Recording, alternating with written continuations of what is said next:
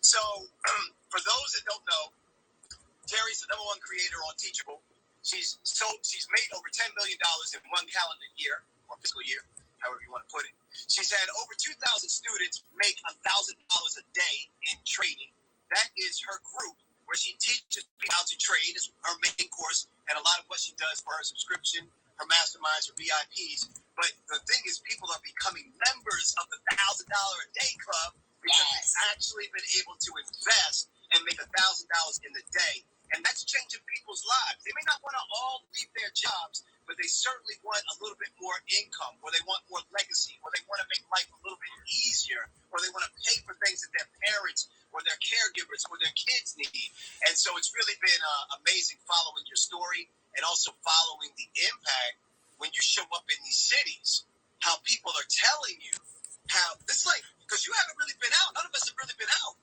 Right, especially to the movies. Like, this is the first time most people have gone to the movies since COVID started. So, like, in 2 years, I'm like, I haven't bought popcorn. I haven't seen, like, a big screen in a long time.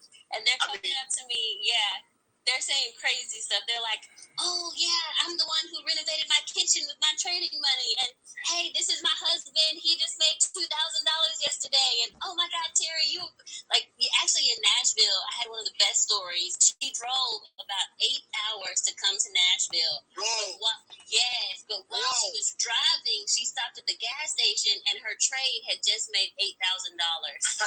And she was like, I got to show you how my trade did today. I made $8,000. Actually, it was like $8,900. It was almost $9,000 she had made just today while she was driving. That's real. Yeah. I mean, that's real. And, look, it takes time, y'all. Investing takes time. You got to learn the process. You got to learn the formula. You got to understand risk. You got to understand patience. You really have to take the time to be able to do this the right way. But when you do have training, mentorship, of course, something that you can fall back on to give you that skill set to help you avoid those potholes, it just makes everything so much easier. And I think the biggest thing about, trading and investing is that we just still need a lot of people just to be educated on some of the basics. And once they get the basics, then they can get on that bicycle, and all of a sudden they start to really get really smart about their investing. So it's great to kind of hear that. It reminds me of like when I've been hearing, so we're doing, we do a course on brand sponsorship. Yeah.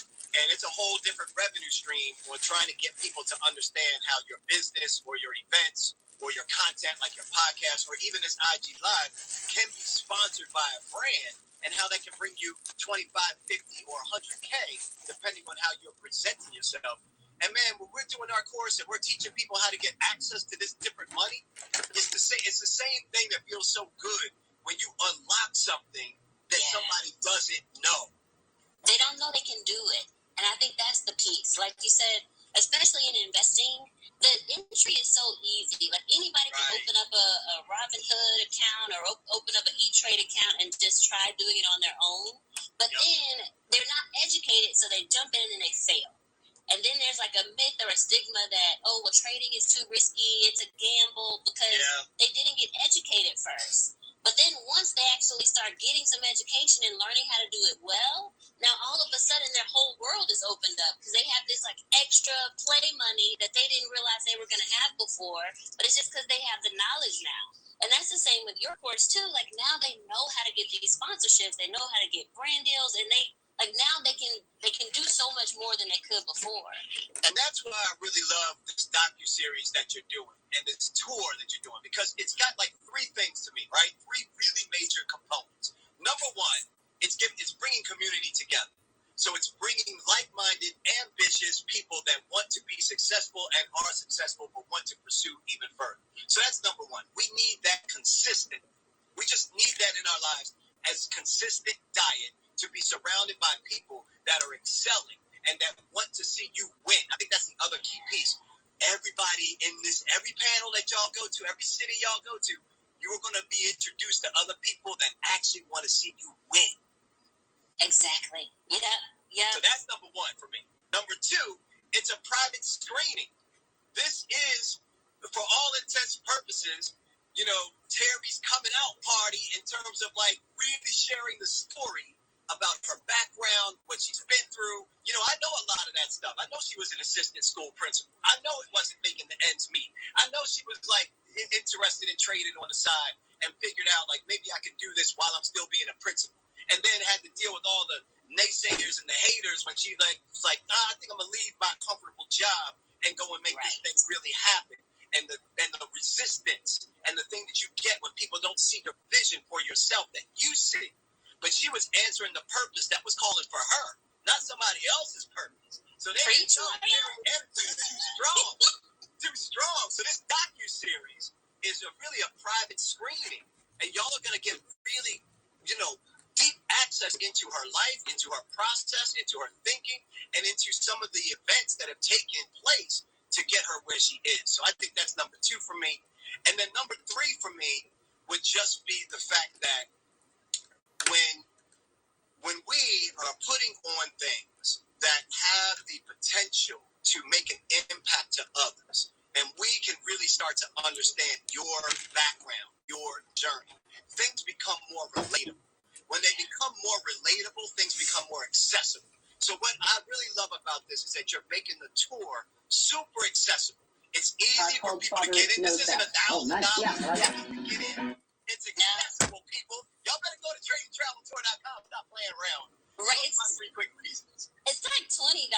Can you believe it, Mario? I did something for $20, but I wanted so many people to be able to have access, like you said. It's not a big hurdle. It's not like a huge investment. It's $20. Come, but then when they get there, like you said, they're surrounded by other people that are like-minded. They're hearing from speakers that want to hear them or want to see them succeed. Like in New York, we have you, we have Walt, we have Tiffany the Budgetnista, all these people that want to see you to succeed, right? And like, oh my gosh, like I'll tell you, in Nashville, so we had Amy Porterfield, Anthony O'Neill, and Sarah Lovestyle. I mean, come on, just check. Just right.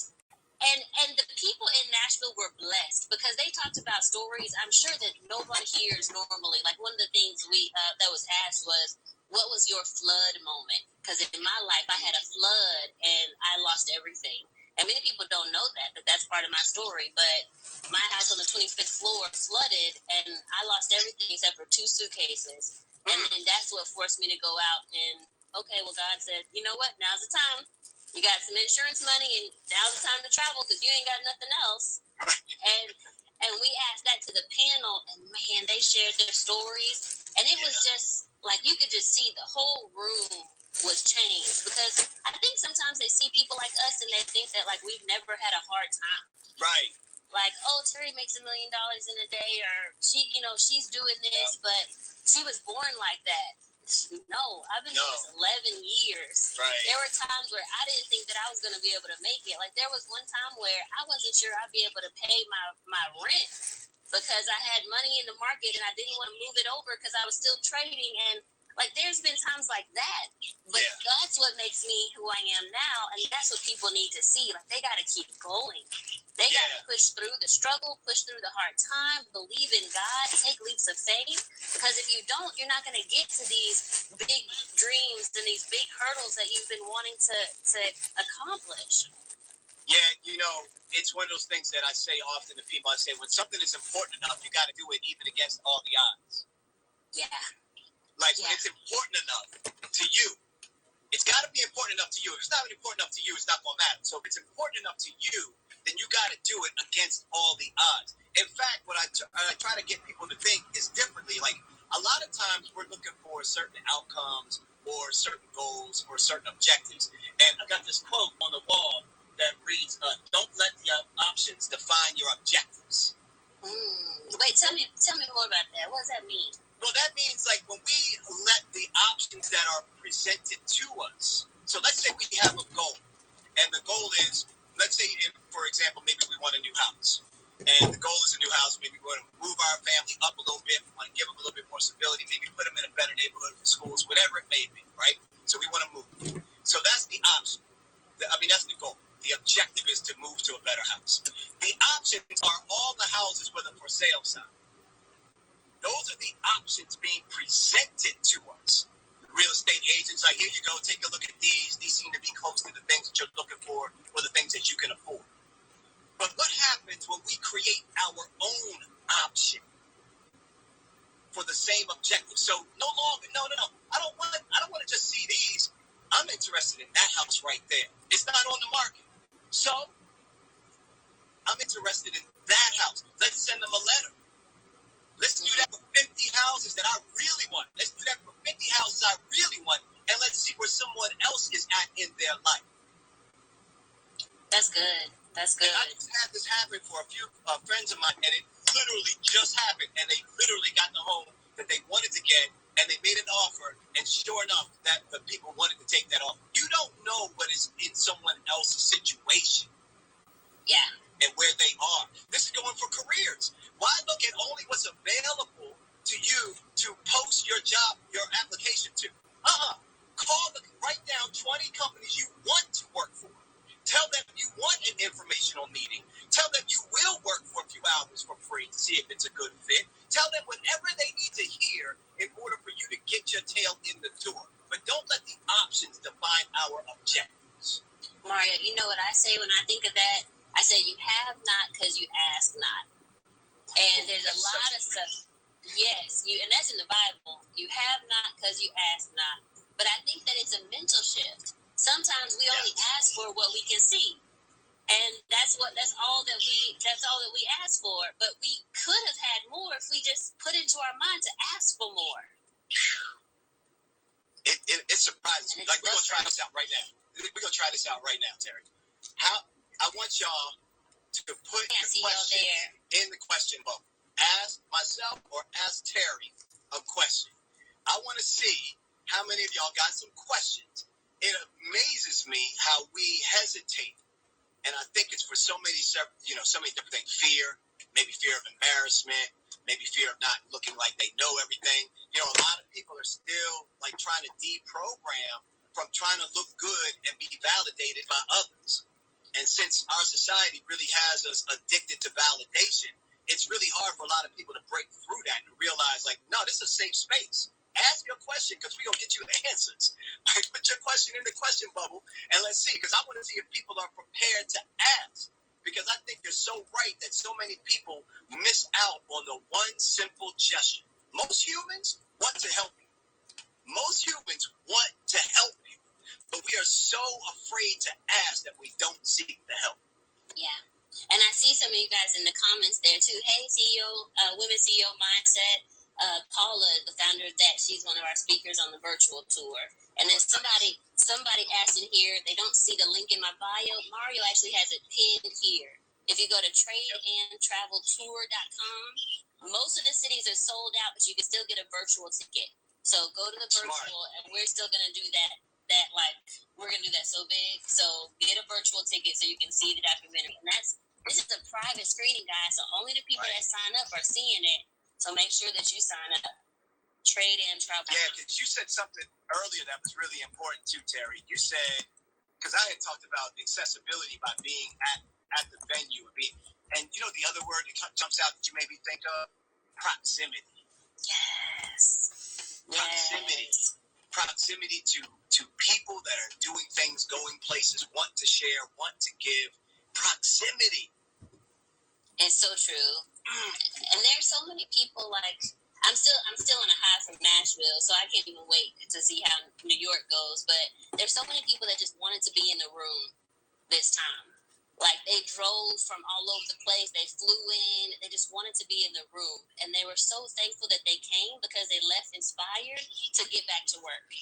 They were like, I was feeling some kind of way, but then I saw all these other people. I was in the room. I was close to all these other go-getters. Now I'm ready to go myself. I just needed that, And sometimes you need to be surrounded by those people. Look, y'all, I'm trying to use Terry's tour to get me a new group chat. That's what I'm trying to get.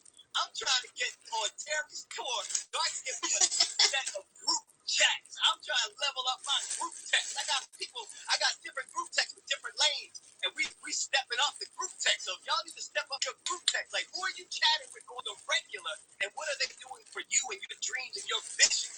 Yes. Like, I'm trying to step that up. Let's go. Like, Terry's event is making that happen for so many of us.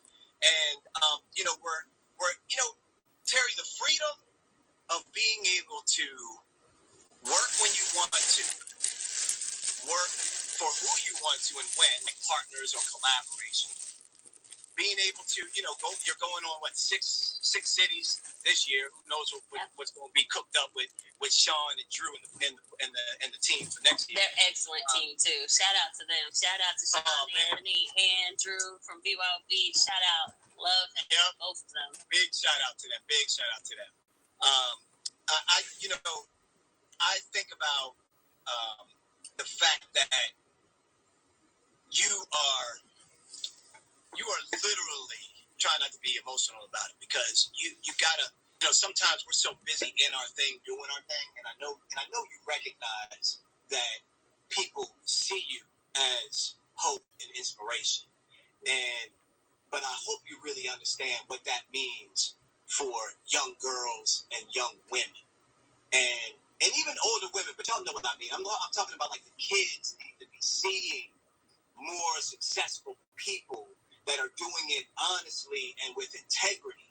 And even though we're talking about making money and having investments and having capital to be able to do things you want to do, cash flow so that you can make better decisions, it's still integrity over income all day, because your income will run short if you have no integrity.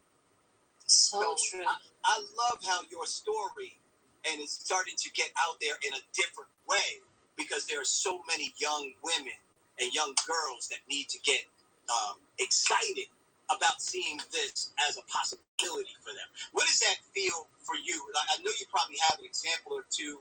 Maybe someone has shared something about their family or their daughters, but is there something that comes to mind about what happens when a kid gets that light bulb from you? Yeah. One of the things I'm thinking about is, have you heard of Elena? Elena is from Black STEM Girls, but she is 12 years old and she graduated high school earlier and already went into college. She's a genius, and I got a chance to meet her in person in San Diego. And it turned out that she had been watching me. And I was so impressed with her because she's doing her thing. And then she was like, Miss Terry, I've been watching you. I'm so proud of you. I've been looking at you on Instagram. And I was like, what? Are you serious? But it's just this thing that, and we say this in the movie too, we're making the abnormal normal. Yeah. So now, instead of, sorry, can you see me? Now, instead of seeing a Black woman that is multimillionaire, smart, still helping the community, trading, that's abnormal. Instead of seeing that and thinking that, oh, she's special, oh, she's one of a kind, it's, oh, I can do that too. She's my mentor. She's my cousin, my aunt. She's, I got this. And you know what? I honestly, Mario, don't want to be an inspiration just for young girls. I want to be an inspiration for boys and girls, because I think that our whole culture needs to be educated on what's possible for us. What does Black wealth look like? And it's not even just Black and brown, even people that are Caucasian. There's a lot of women, millennials. There's so many of us that for so long we felt like that, like trading is out of reach, being super wealthy is out of reach. It's somebody else's game and not ours. Yep. So we've got to embrace that. This journey for me, it happened. People had to trade in 2018. So it could, like, nobody knows where they'll be in the next 3 years. Nope. No. I mean, and that's, I'm sitting here and I was looking at one of the people that jumped on early was Kalila Wright from a company called Mess in a Bottle. Now Mess in a Bottle is, a merch line, but really it's a clothing line with strong messages of inspiration and focus and prosperity. And I don't know if she's still in here, but she reminds me of you as well. Like, her son goes to work with her. Her son sees like what is being done. Her son sees her actually working the forklift when the company that was supposed to be there to get the boxes out of the warehouse and put them in the truck. Nope, they're not there. They didn't show up. Okay, I guess I got to figure out how to use some forklift. Wow. I would like to see that too. Women are strong. We sometimes we act like we're not, or we think we're not, but we are strong. We can do whatever we put our minds to. Oh man, that's why I love on the Never Settle show. New season, y'all, is coming out. So y'all make sure y'all following me because Terry's on the new season coming out. Never Settle show. If y'all don't know about the Never Settle show, y'all better get down with it real quick. Make sure you follow me on IG so that you don't miss any episodes. But it goes deep, it goes in, and it's really high end production quality. I mean, that's why it really is. We don't have me sitting around here for nothing. Again, making the abnormal normal. He's got these images sitting up there on the shelf like they're just decorations. No, Mario has Emmys, y'all. He does this for a living. He does this. Man, okay, go ahead. I'm just saying, it's going to be on and popping, and I can't wait to kick off the next season of the show. People like Kalila Wright and Messing the Finalists on the show. Let's take some questions really quick, and then I know you're going to have to run soon, and we got to get ready for New York City. But make sure y'all are going to tradeandtraveltour.com because if you can't make it to the private screenings physically, we want you to sign up for the virtual because that's going to be its own blowout, and that's going to be so accessible. Imagine you putting that up on the big screen in your home, and you have your family wrapped around watching that. Like, let's get our own versus level of watching this thing go down. I want to see y'all in the chat. I want to see y'all hungry for the inspiration and the information. So we got a question here from Mytika TW. Terry, are you accepting mentees? Great question. Right now, I'm teaching over 7,000 students in the Trade and Travel program how to trade. So right now, those are my mentees and anybody else who joins the course. So if you want to learn how to trade, the best way is to go to investwithterry.com and become a student of Trade and Travel. That's how you'll find out how I trade.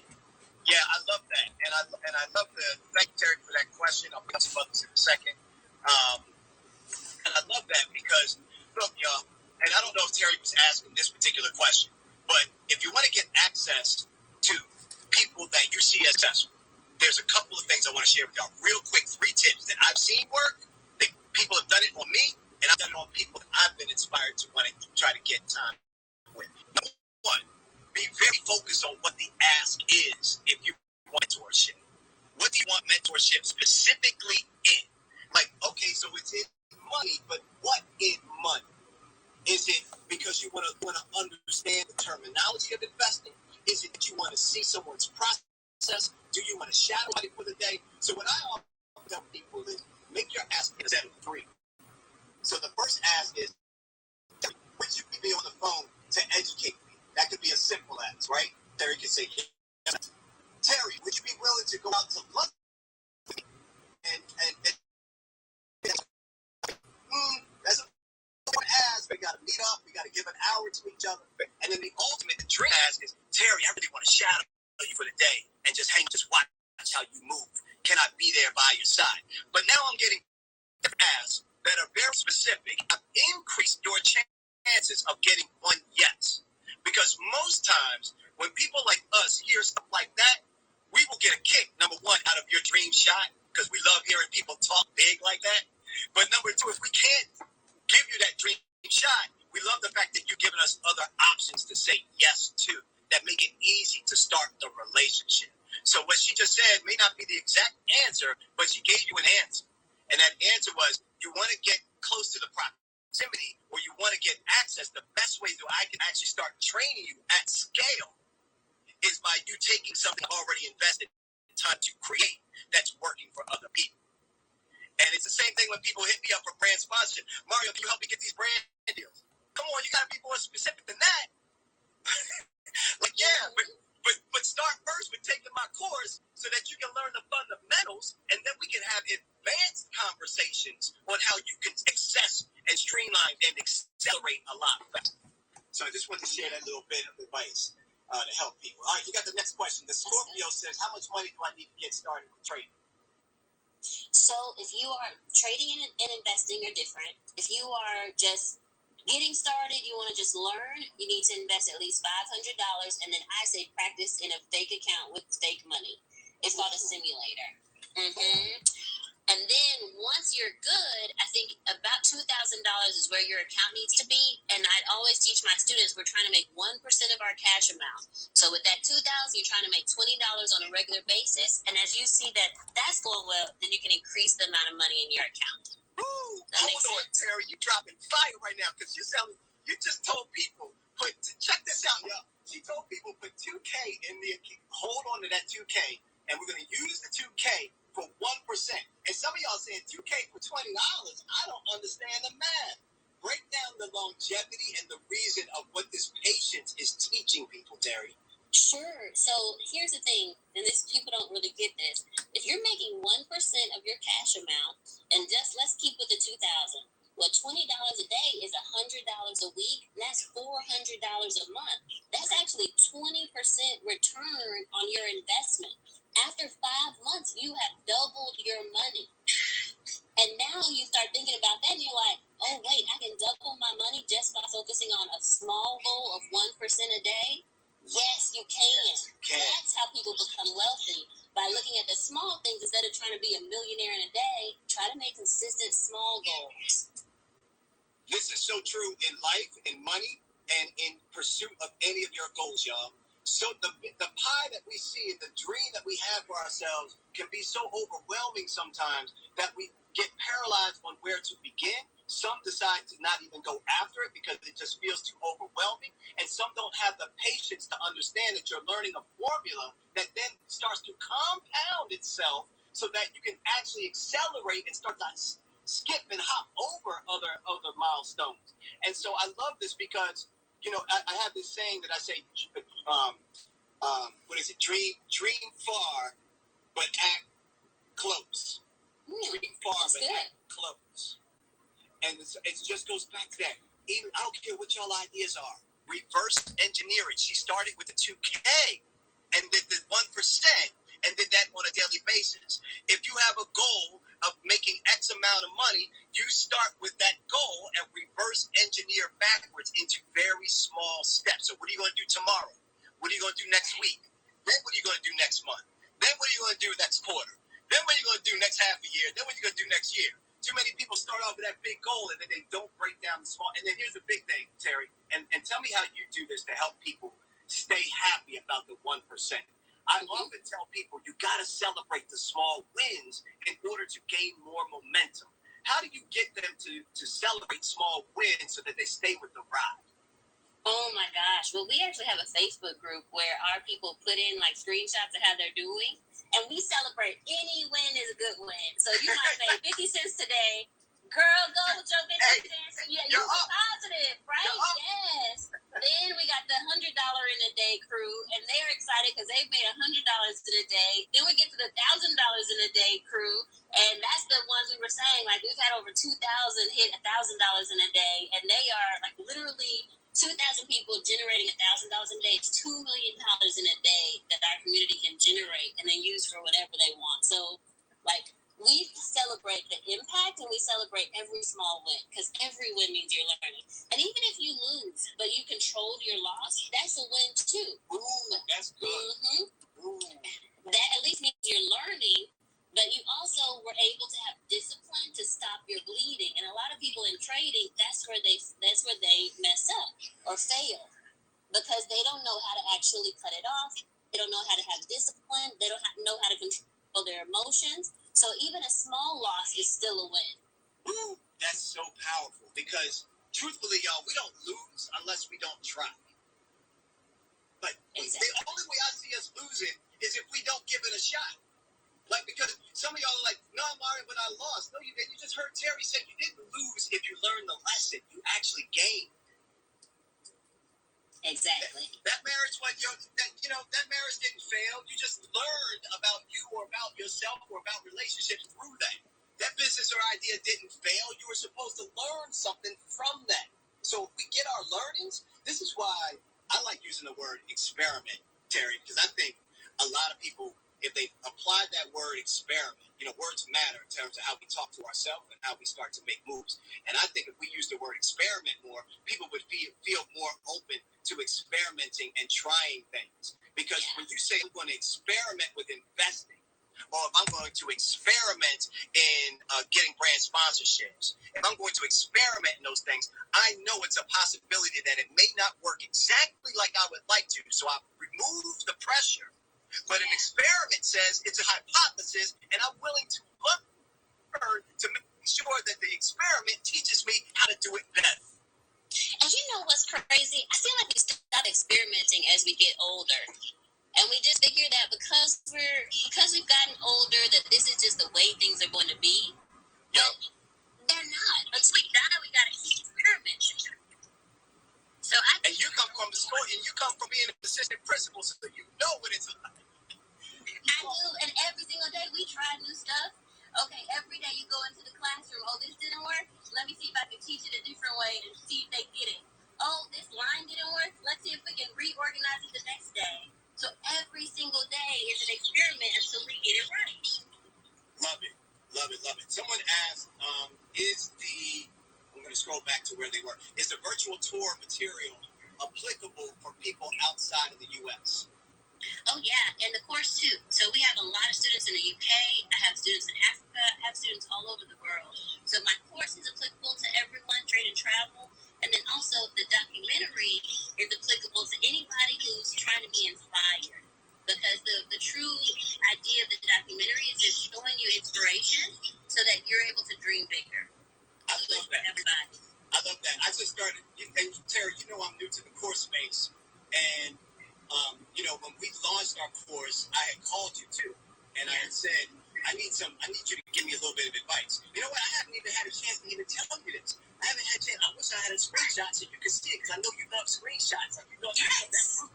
You love that fruit, and you know you're on Teachable, so you can see what my Teachable account looks like. Let me tell you something. We launched the course in May/June, and we are already at, we are about $4,000 away shy from 6 figures in this course. Congratulations! In the first 2 weeks, we sold $57,000 worth of course. I didn't realize that people, I knew I had an expertise, and you knew you had an expertise, but it's something that we all have expertise. This is what I'm trying to really, it's not about me and this thing. It is in a way that it can serve as inspiration to y'all. But the real takeaway from this is I didn't know about my course until I decided to experiment and try to pull out the expertise that was within me and have somebody help me to put that into curriculum that could be teachable. And then once that was done, I could put it out and try. I could experiment with the market and see if there would be a market that would be interested in that information. And it punched us in the face in such a good way. And I think that there are so many people that are on here that are experts in their own right, but haven't really thought about themselves as an expert enough to create their own course so that they can do things and do what I do now. You've been doing this and killing the game for a minute. So yeah, maybe I did get a little bit of cheat code, but I use my mentors properly. That's how you support. Right. I'm like, you're the one person that can use me as a mentee, no? Mentor.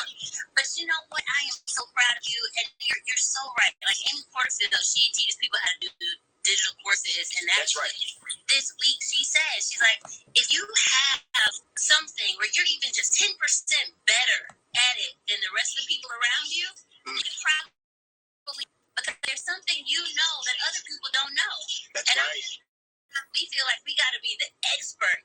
You know, if I'm teaching people how to speak, I got to be Oprah. It's like, no, there's something. That's a high bar. It's a high bar. Right. That's better that people need. It doesn't even have to be better.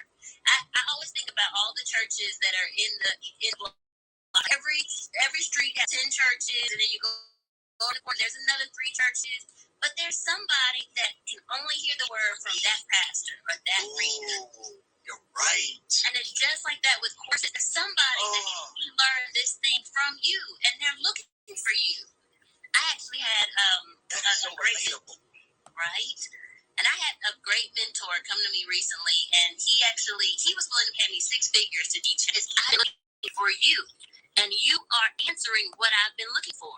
And I think sometimes people don't realize that there are people out here that are looking for you, and you have the answer that they need, and they're willing to pay you for that. And this is why Terry has to show up as her unique self. Mario has to show up as his unique self. Mario and Terry and Jen and all these people in here, and Lewis and Martha and Snowy Street Team, y'all can't show up as somebody else. You can't show up as who you think people want you to show up as. When you show up uniquely you make it easy for people that are actually looking for you to find you. Yes, exactly. Oh, you're so powerful with that one, Terry. Okay, Jen says here, I sold a stock a few days ago, and today it went up 32%. And my friend said, wow, you must be kicking yourself, but I was fine because I only put $5 in as practice. Laugh out loud. Okay. Well, congratulations on your 32% increase. You know what? And just to piggyback on that a little bit, yeah. I like trading for a goal. So, for example, I traded to pay off my student loans. I traded to buy my house. I traded, like literally the house in Puerto Rico, this is going to sound outrageous, but the monthly bill was like $125,000. So I needed to make that much a month to pay for it. So I was like, hey, if I can trade and make that, then I'll buy the house. Right. But the thing is, I had a goal in mind. So every time I hit that 100,000, I sold because that's a month of being in this house. Okay, if I do it again, that's another month of being in this house. And my friend who, you were excited, but somebody else said, oh, well, aren't you sad you didn't let it keep going? No, because you hit your goal. And we got to make sure that we're not greedy with trading, because that's where we start getting lost, when you get too greedy. Trade for a specific goal and then be excited about that, and you'll be able to be more consistent. Man, I tell you, this is really powerful, y'all. These are lessons that not only apply to your pocketbook and to your investment, but these are lessons that actually apply to life in general. I'll tell you why. I had a different goal. I'm trying to look for them really quick. I got to find them. Oh, here they are. So sometimes, let me just say, what Terry just broke down to me was what we call creating a necessity. For the type of house that I want to have, and now I'm attaching that as a goal to it. And I can't do that unless I'm able to use this thing that I'm experimenting or I'm doing to help me get to that. And so she's using necessity. For example, I don't like going to the gym on a regular basis. But once I change that I need to work out, not for me and not my ego-driven self of wanting to look buff or wanting to look nice, but what I really needed to have my necessity was I need to be around for my wife. I need to be around for my son. I need to be around to see him go to school. I need to be around there to see him go off to college. I need to be around there to give him life lessons. I need to be there with my wife so we can go travel more of the world. We can go do things and help more people. Like, I need to be around for other reasons. Get out your own ego, Mario. And so what you're saying is attach a goal to a necessity of yours, and it makes it easier for you to stay consistently focused on that thing that you're pursuing, because it becomes a tangible thing in return that you can look at and see and be like, I did this. You better preach, Mario. So that's why people, they're missing out if they couldn't come to New York, because you're going to be there and you're going to be talking. I'm going to have to keep it quiet a little bit. You got other panelists that are the bomb in their own right. So I'm gonna be short and tight with mine. I just got you one-on-one right here, so I can go all in. Man, and this actually is why I know we're gonna hop off soon, but this is why y'all need to go check out the Never Settles podcast. How did they reach it? Because some of these people are from my audience too. How did they tune into your show?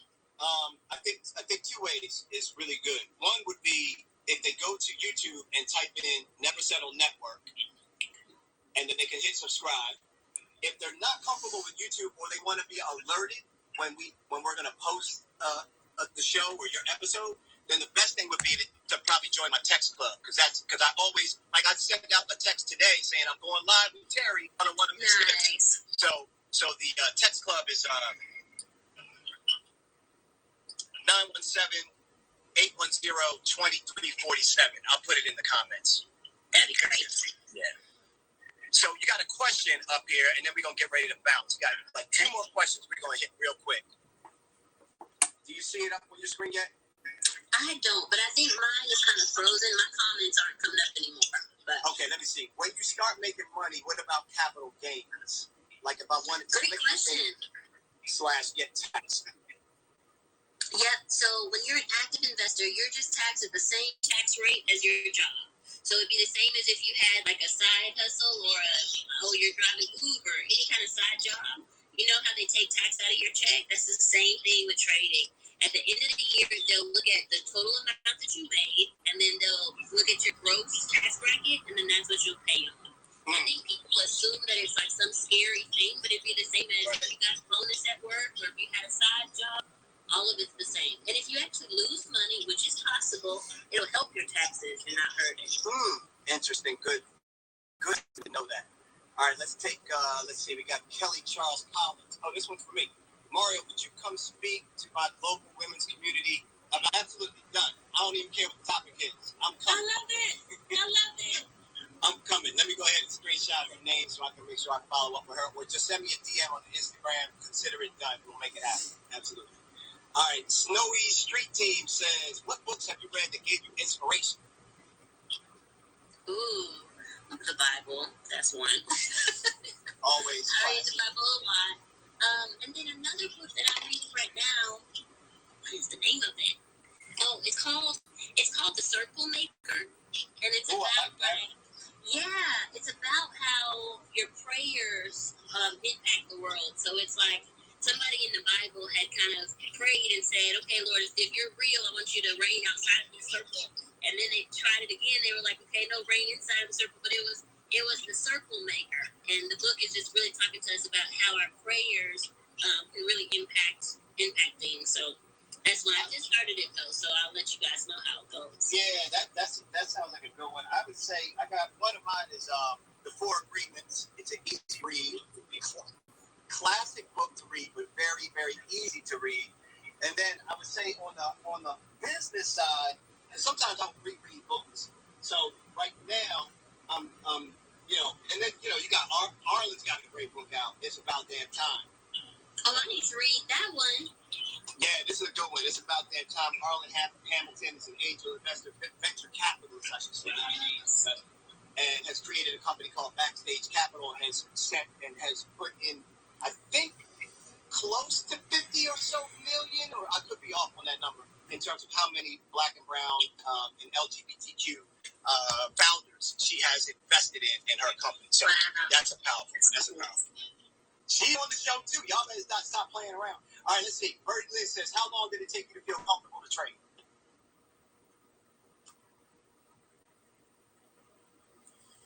You guys see me?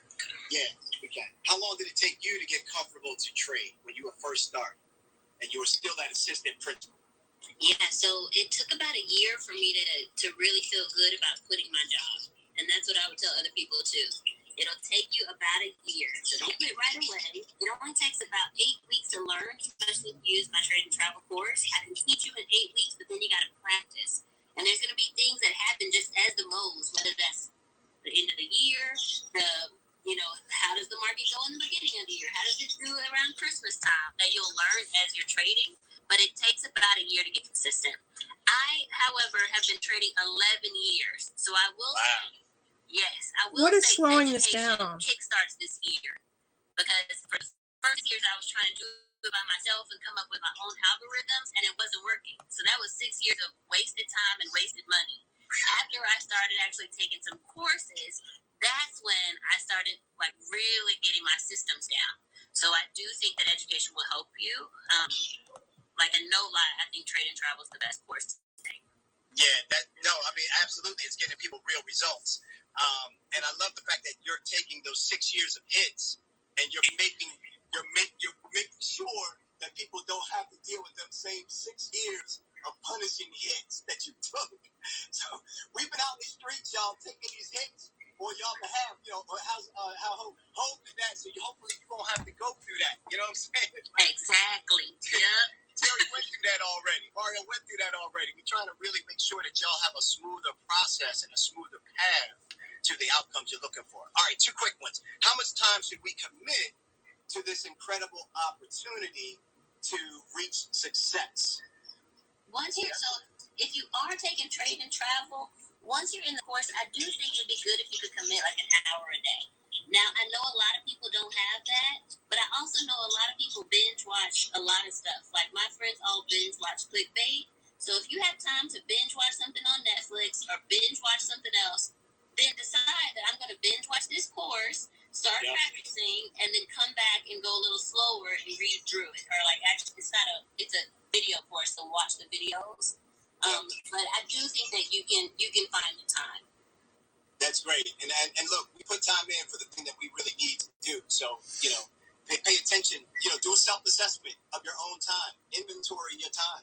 Where's your time going throughout the course of a week? Put it down on paper. It'll shock you in some of the spaces that we may not be expecting that we're spending time. All right, last one here. And this one was a long one, but I'll give you the short version. I've got a few coins saved, and I'm still afraid to step out and trust myself in entrepreneurship, in trading. How did you get to the space where you're confident enough to walk away from your careers? Great question. So I think it's a two-part answer for me.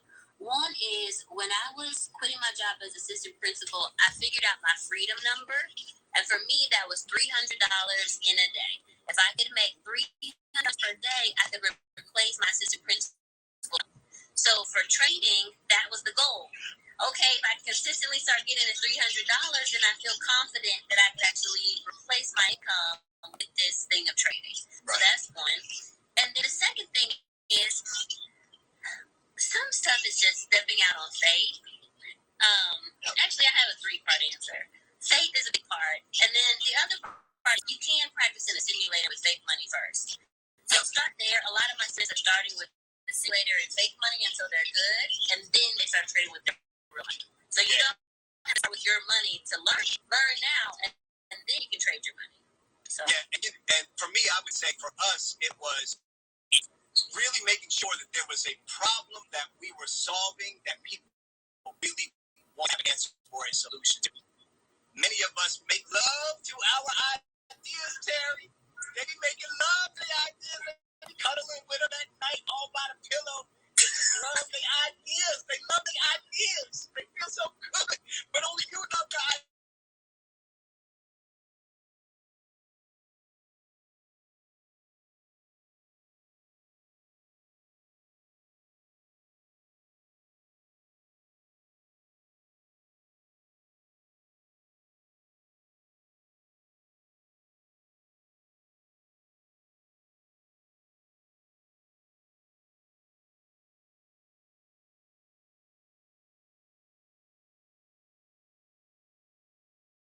You got people that are always looking for a deal.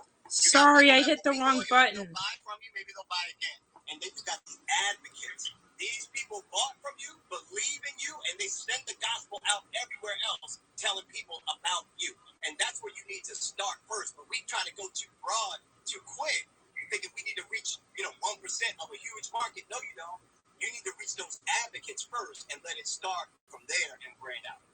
Yeah, I was just going to say on the make sure there's a need, I honestly didn't want to teach a course. People keep asking me. Are you serious? Yeah, I didn't start out no, I literally wanted to trade my own money by myself and be on the beach in Mykonos in Greece and enjoy my life. Wow. People kept asking me to teach them. And so that's where trade and travel came from, because I was lazy. I didn't feel like doing a lot of costings. I was like, fine, let me put this together in a course so y'all can add this and I can go live my life. Little did I know that it would become a big part of my life. But yep, is that easy? People can ask. Well, y'all heard it. I want y'all to make sure that y'all go to tradeandtraveltour.com, tradeandtraveltour.com. Y'all pop up some emojis. Give a big round of applause for Terry to spend some time in here blessing y'all with this present. We're just trying to inspire y'all. That's all it is. And her story is so powerful. I got to see a little bit of that sneak peek. And look, here's the thing, right? When that was first told to me, I'm going to be doing a docu-series. And this isn't any shade whatsoever. But I hear so many people hit me up all the time. Mario, I'm doing a series. And then I go and look at it, and I'm like, I get it that you're trying to do it with whatever you got. I get it. But if you really think that you want to put this on a Netflix, or you want to put this on an Amazon, or you want to put this on a Hulu, you're going to have to kind of step that game up somehow, some way, you're going to have to get better production quality to that thing. And I say it with love, and I say it gently so that they know I'm not going to sugarcoat to somebody's dream. I'm going to tell them, go after your dream. But here's what I need you to do as your next steps, because I want to see you win. Man, when that daggone docu-series came my way and I took a look at that thing, within the first 15 seconds, I was like, this is on fire. I'm done. This is off the charts. She did it right. That's how you call somebody and say, take a look at my docu-series. And that's what you showed them right there, Terry. So I can't wait for people to see the level of quality. So your cinematographers, I don't even call them videographers. Yeah. I'm calling them cinematographers because that cinematic feel and that attention to detail and their editing and the storytelling and the voiceovers and all of that stuff, the B-roll, it matters. And I'm telling y'all, you're going to be so proud of seeing Terry's piece because it looks like you should be grabbing your daggone Roku remote, pointing that joint at Netflix, and the joint will pop up right there. That's what it looks like. Thank you, Mario. Thank you. I really appreciate that. Yeah, absolutely. Well, I'll see you in New York. You get some more rest because you've been bouncing around. Thank you for always finding the energy to do these things so that we can be up. But get some rest, take care of your health, and I will see you Monday in New York City. And y'all go to tradingtraveltour.com, all right? Thank you, Mario. All right, have a great Friday, y'all. Y'all be safe. Y'all be healthy out there. Terry, last words of advice. Give them something to leave you with on a Friday. Y'all, I just can't wait to see y'all. If you can't make it to any stop, come to the virtual tour. Someone said Dallas date, that's September 30th. I do think we have like a few more tickets left in Dallas, but sign up right now for the virtual. You want to be in the building. So thank you guys so much, tradingtraveltour.com, and thank you, Mario. Yeah, absolutely, y'all. Let's get it out here, all right? Let's go, y'all. You know you hit the roughest part when it's the easiest time to quit. So don't give up. You right there. All right, y'all. We'll see y'all soon. tradingtraveltour.com. Don't miss it. Peace. Bye.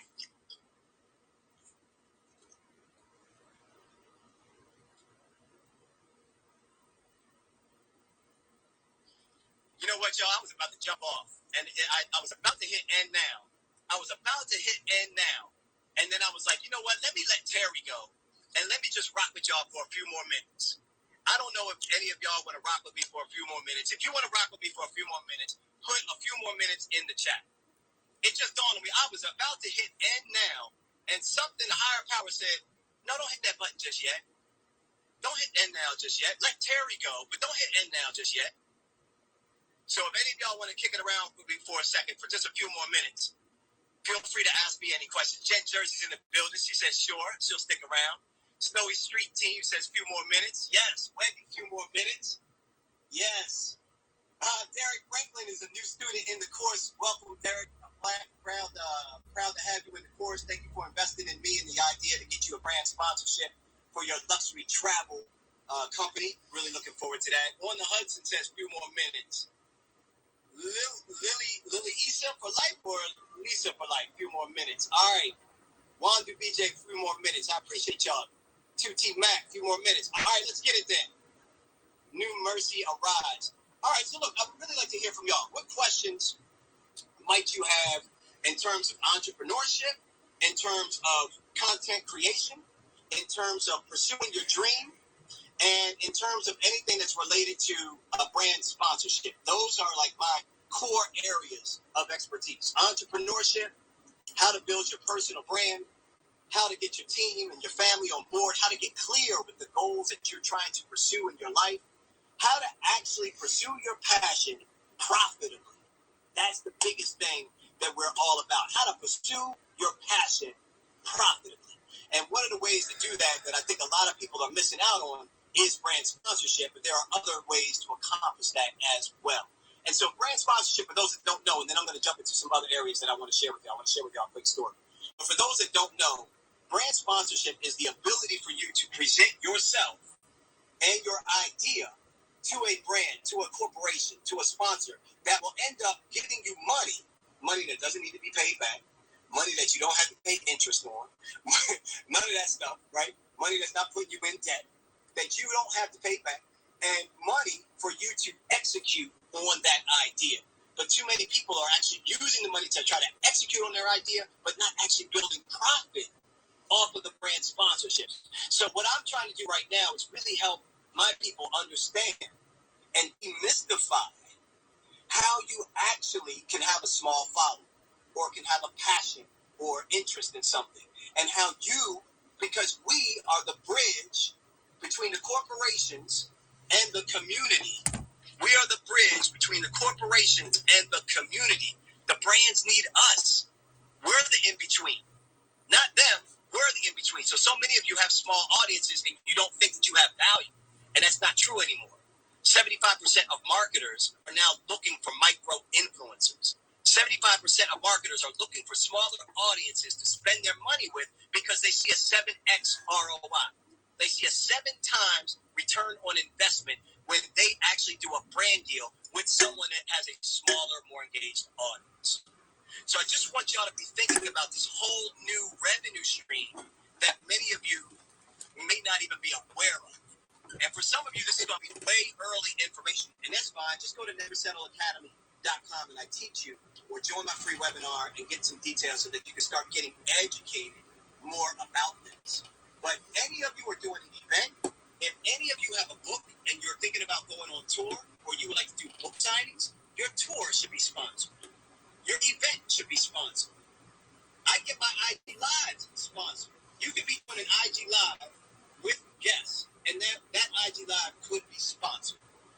Your podcast, your YouTube, your pop-up events, all types of ways, your nonprofit. And so I really just think that it's a whole new revenue stream that people haven't been wired to understand because it's mostly been in other spaces and in other conference rooms. And I'm trying to give you all access to the details on how you can get access to this funding because it's real money. So anyway, I'll take your questions and I'll look at some of your comments. Let's see. Mimi Bordeaux says, I want to open a community center without being dependent solely on government funding. Oh, that's big. So when you're out looking for sponsorship, don't just go to foundations. Too many people in the nonprofit space, all they do is they go to other foundations for foundation money. So number one, you got to be some kind of a version of a 501 or 501c3, and you got to have your accreditation. Otherwise, you got to find somebody else that is accredited, and then they're going to have to do a pass-through with you as the vehicle. But my point is, if you really want to, get funding and not be dependent on government funding to open a community center, the question that everybody in this room needs to ask themselves is, listen to me, I'm talking like we on Clubhouse in this room. I'll be on Clubhouse hard, y'all. Make sure you follow me on Clubhouse. I'll be on Clubhouse hard. At Mario Armstrong on Clubhouse. At Mario Armstrong. The question we all need to be asking ourselves is, what products and services Saying unstable again. does Sorry. our audience need in order to best live their lives, in order to impact them? So think about this. If you're running a community center, what are the products and the services that the people that will be coming to your community center, what do they need to get from that community center? What are the tools? What are the devices? What's the technology? What are the applications? What's the clothing? What's the this? What's the that? What are the products and the services? Do they need financial advice? Do they need home buying information? What are the products and the services that audience that you serve needs in order for them to accelerate in their life? That starts your first list of who you go after to target for brand deals. Too many people will be like, you know what, I'm going to start a community center and I want to go to Target. Okay, but everybody else is thinking about Target. What is your community center about? Oh, our community center is about entrepreneurship and teaching financial literacy to young people. Oh, well then don't go to Target. What you need to do is go to Quicken. What you need to go is go to Square. What you need to do is go to Intuit. What you need to do is go to Shopify. What you need to do is go to Capital One or Bank of America. You see what I'm saying? Like, what are the tools and the products and services that your people, your audience needs in order to thrive? That starts off your first set of target list in terms of who you could be approaching. That makes the most sense because there's alignment, and that's what brands look for. They look for alignment. So I hope that was helpful. Let me take some more questions here. Hoop Kings Training. I'm trying to be sports agent, and I'm trying to brand my athletes. So we're going to talk in the affirmative, and what you're going to say is, I am a sports agent, and I am helping my athletes get brand deals. I am a sports agent, and I am helping my clients get brand deals. Now, I understand that you don't have all the experience yet. Fine. Perfect. All you have to do is start asking, my friend. So my question to you is, what city and state do you live in? Have you popped on LinkedIn, and have you done a search for sports agents in your own community? So what I want you to do is I want you to type in the word sports agent in your LinkedIn, and then in your hometown, and then I want you to click on that people tab, and I want you to see who's in your own hometown. And then what you're going to do is you're going to identify 10 of those. 20 would be even better, but you're going to identify 10 of those, and then you are going to reach out to 10 to 20 of them and just say that you would like, and here's the key, say this for me, I would like to have a 12-minute discovery call with you. Make it easy. I'm saying 12 minutes on. Look, y'all, I'm giving you the game that I give my students, and I'm giving people in life, and this stuff works. When you ask someone for 12 minutes of their time, number one, it's very hard for them to refuse giving you 12 minutes. If someone's going to refuse to give you 12 minutes, you don't want their 12 minutes anyway. You get what I'm saying? Like, you don't need to be around that energy anyway. If they can't find 12 minutes in their life to dedicate to someone asking them some questions, then they're not right for you anyway. God just told you, move on. They didn't respond. It's all good. They weren't right for you, even if you thought they were.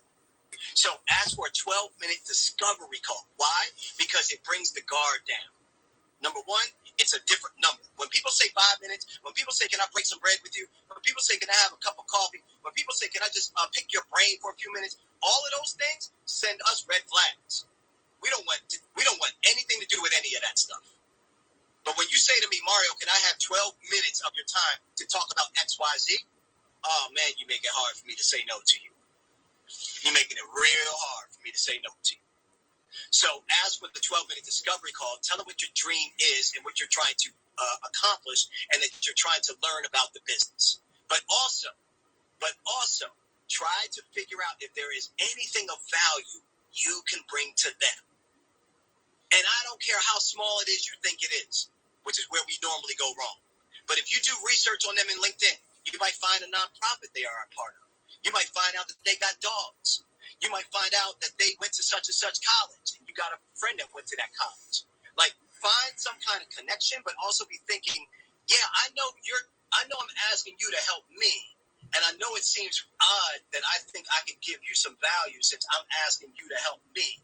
But that's not true, because we are discrediting our expertise. So your experience is your expertise. The experience that you've already gone through, the things that you've gone through when you were raised, the challenges and the issues that you had growing up, your background, the fact that you had to make things work the way you had to make it work, the fact that you're resilient enough to still be alive and still be here right now. You have experience. You've done stuff in your life, and you're discrediting it by not looking at that experience and saying that's expertise. So don't undervalue yourself, but be thinking about how you might be able to bring someone else value as well. All right, let's see. I'm going to start only taking questions from the little question bubble because it's too much to try to keep up with in the comments in the chat. I'm trying to keep up with the comments in the chat. It's hard for me to scroll back, so I apologize if I missed it. If I missed your question, put it back in the question bubble, and we can start there. All right, let's see. We got Art Life. A question for you. I love what you do with the Zenny glasses. How can I get you to be a brand sponsor to Art Life Explore? Oh, that's a good idea. So you want me to actually be a sponsor of your clothing line? Is that what I'm hearing? If that's the case, here's what I want you to do. And it's only because I know a little bit about your story, and it's only because I'm a big fan of your clothing line. Let me show you how big a fan we are. Hold on. Bam! Art Life in the building. Art Life in the building. Yes, sir. Art Life in the building. Hold on, we're not done. Hold on, we're not done. Hold on. Hold on, we're not done. Boom. Art Life in the building. Art Life in the building.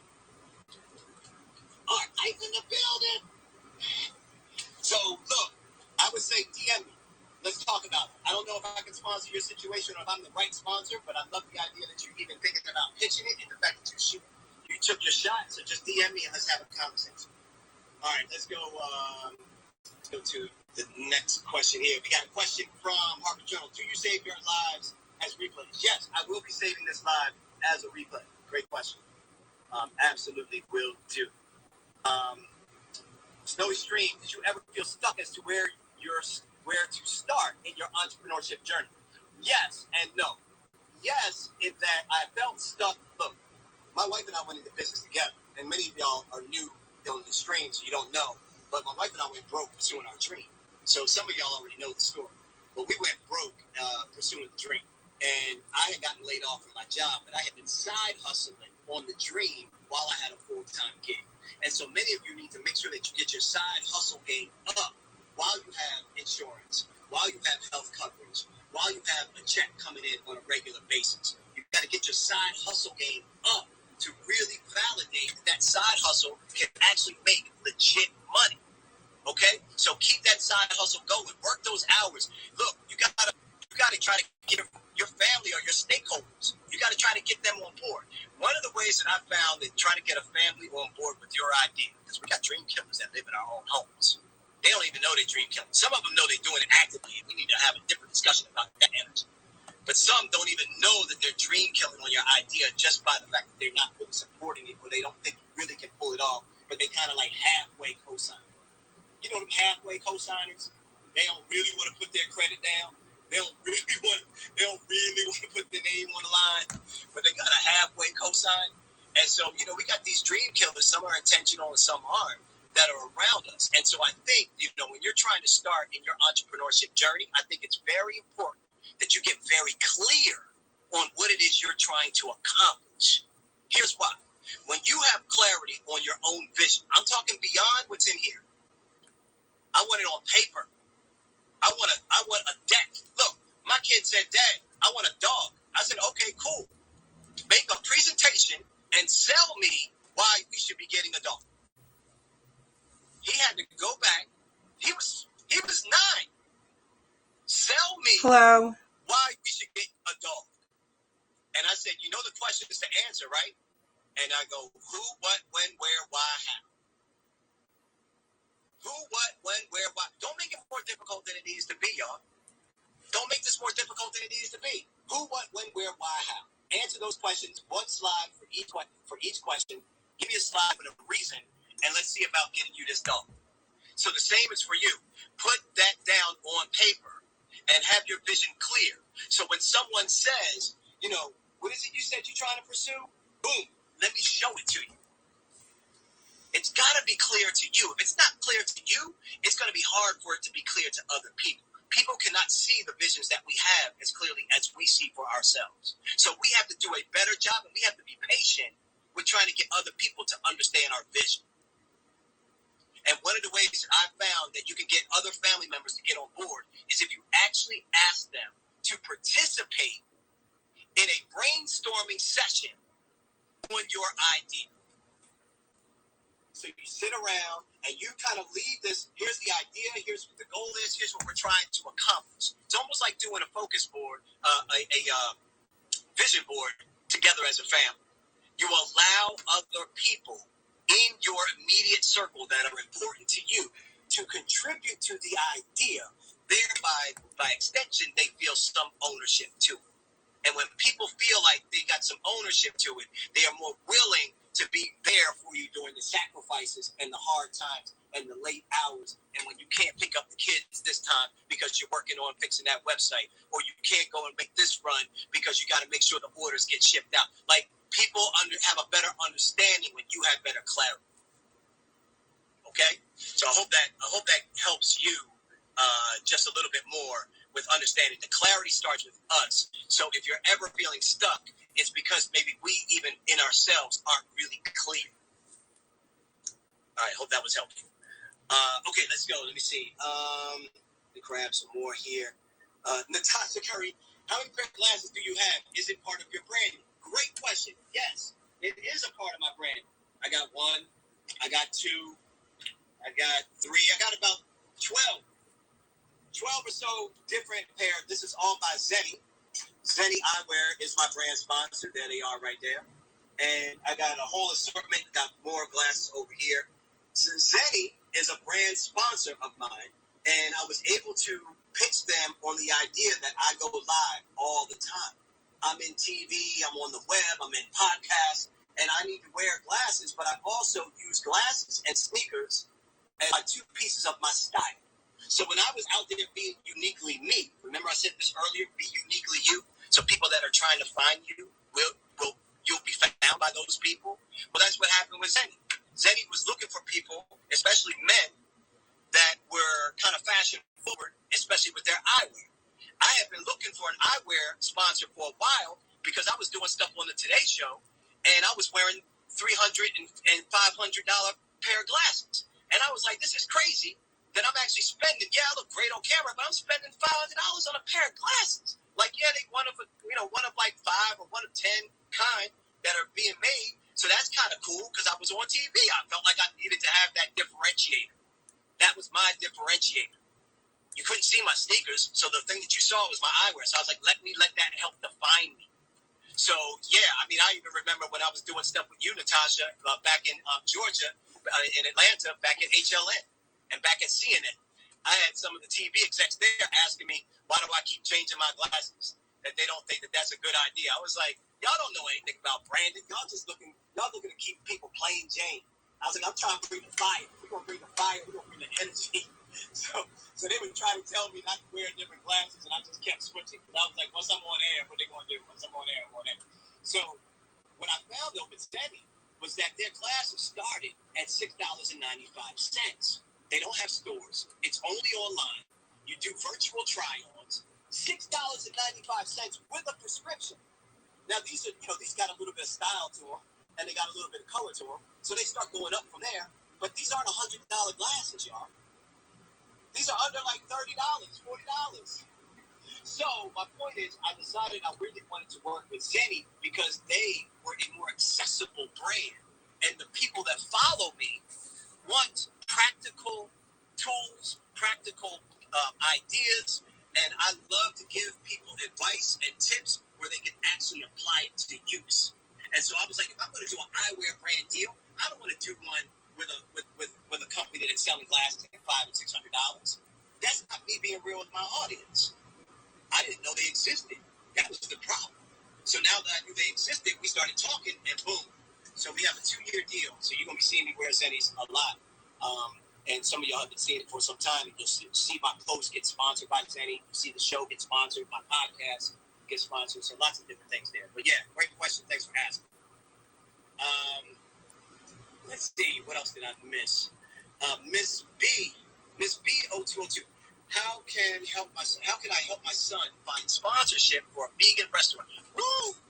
Vegan restaurant is a niche. Anytime you have something that's niche and that has a focus like that, it's easier for you to find brands and products and services that can assist that niche. Y'all hear what I'm saying? Anytime you have your unique clarity, your unique focus. One of my guys on here that's listening is also a student of mine in the brand sponsorship course is Dr. Bot. He's based out of Canada. He does an award-winning show out in Canada for fatherhood, specifically Black fatherhood, but also fatherhood in general. But he knows his unique, specific audience. That's why he was able to get a deal with Dove Men Care. Not Dove, the beauty soap. Dove Men Care. The deodorant, the soap, shampoo, and conditioner for men by Dove. So the fact that you have a vegan restaurant tells me that you have complementary brands that don't compete with veganism and your vegan restaurant. But what else goes with being vegan? What else goes with being vegan? Think about it. If they have the mindset to really be focused on their body, to eat clean diets that way, more than likely they are also doing exercise. More than likely they may be doing some form of meditation or yoga or some other de-stressful practice. So what about the Calm app?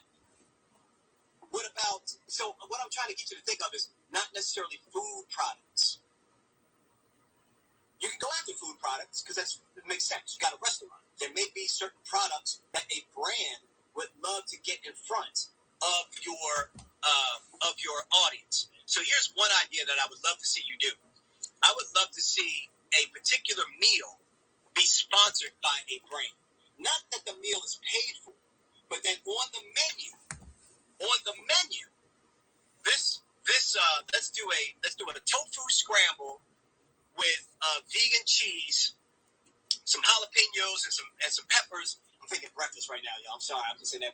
I'm in breakfast mode right now.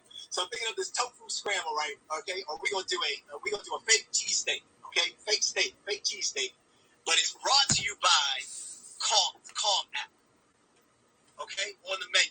But here's the difference. I want you to also in your restaurant have a person or have somebody that is actually, this might be too involved for you to do this. This is thinking big right now, but I'm trying to show you how far you can go with these ideas. If you have an establishment, you have a location, you can turn your location into pop-ups for anything. So take, for example, this month, we're going to do the fake and cheese steak special brought to you by the Calm app. When you come in, if you order the fake steak, Calm is going to give you a year's free premium service to the Calm app. Calm gets a new customer. Calm gets branding and exposure. But what I would love for you to also do is have somebody from Calm come to your location and actually host a meditation. You understand what I'm saying? Like a pop-up meditation at your place of business. So that's a big idea. So you can go very small to very big. I'm just trying to give you a range of thinking differently about how you can use your existing product in your existing space to uncover new opportunities. What's a vegan clothing line? What is a vegan clothing brand that has socks or shirts, and you could do maybe a little pop-up inside of your restaurant? Or you could give out coupons or discounts for that vegan clothing line. Like, these are the ways to start thinking about how you can find complementary brands that don't compete with what you're doing, but that also are important to the customer that you serve. All right? Hopefully that was helpful in some way. Let me see what else we got for some questions. What else? Did I miss some more? I think I caught up on everything. I think I caught up on the questions in the question box. So unless you got any other, let me see. I'm going to try to catch up on these comments. See what y'all may have been saying. Anything else? Take a shot at it. Natasha in the building still. Good to see you, Natasha. Boy, we go back. Jen Jersey said if Don Lemon did that, his ratings would go up. Jen, get out of here. Natasha, man. Natasha was kidding. I mean, those days back at HLN, we were putting in that work. Natasha was on that network day in and day out. We were putting in that work, and her more than me, because I was just a segment. She was holding down 4 hours of program every day, whatever that block of time was. Crazy professionalism at the highest level. Nothing but complete respect for that woman and how she handles her media business. All right, let's see. My website, Mocha Brand, as for my website. So the website for the brand, so there's two. For the brand sponsorship stuff, go to neversettleacademy.com. Neversettleacademy.com. So you can find out about brand sponsorships. You can read up on everything about it there. You see, I'm in partnership with David John on some stuff. So you'll see a testimonial from David John from Shark Tank there. You see some other stuff there. The other site would be neversettle.tv, and that is for the show. That's for our content and for the shows that we produce that are focused on helping people that are trying to be entrepreneurs or want to pursue their passion and don't have really good clarity on how to get there. So I would say those two places. If you want to make sure you don't miss any of my lives, I go live on Instagram a lot. I go live in Clubhouse a lot. If you don't want to miss any of those opportunities, or when I may be showing up in your city, then I would suggest that you sign up to my text club. We don't overdo it. I try to give you value all the time. And so if you would like to make sure you don't miss anything, at least get alerted. These algorithms, the reason why we got to own our own stuff, y'all, is because the algorithms are playing with our stuff. Not everybody is going to see when I post that I'm going live on Instagram. When Terry posts she's going live on Instagram, not everybody's going to see that. Only a small percentage, 10% or less of your following is going to see that notification if they signed up for the notification. So, we got to have our own email list. We got to have our own websites. We got to have our own text messaging. So if you really want to make sure you don't miss anything that I'm up to or things that I'm going to be doing and things that can benefit you, then you definitely want to make sure that you sign up for the text code. And you can just type that number in and just put in IG, that you saw me on IG. Any message. You don't have to put in a specific keyword. You can just put in any message whatsoever. All right, let me get to these comments. Miss B0202 says, that was great, truly loaded. Okay, so that was with a vegan restaurant question. All right, good. Yes, I will save the recording so that you can share it with the young one. Yep, I answered. Answered that. Your connection is unstable. Do you have a podcast? Yes. The podcast is Wake Up and Level Up. Do a search for Wake Up and Level Up. We have been on hiatus a little bit past longer than we wanted to during COVID, but that was because we also needed to get back to producing our video show. But we're going to be kicking Wake Up and Level Up back up. So go ahead and subscribe to it. What I love about the podcast right now, it's 5 minutes or less, y'all. It's purposely made for you to listen to in the morning.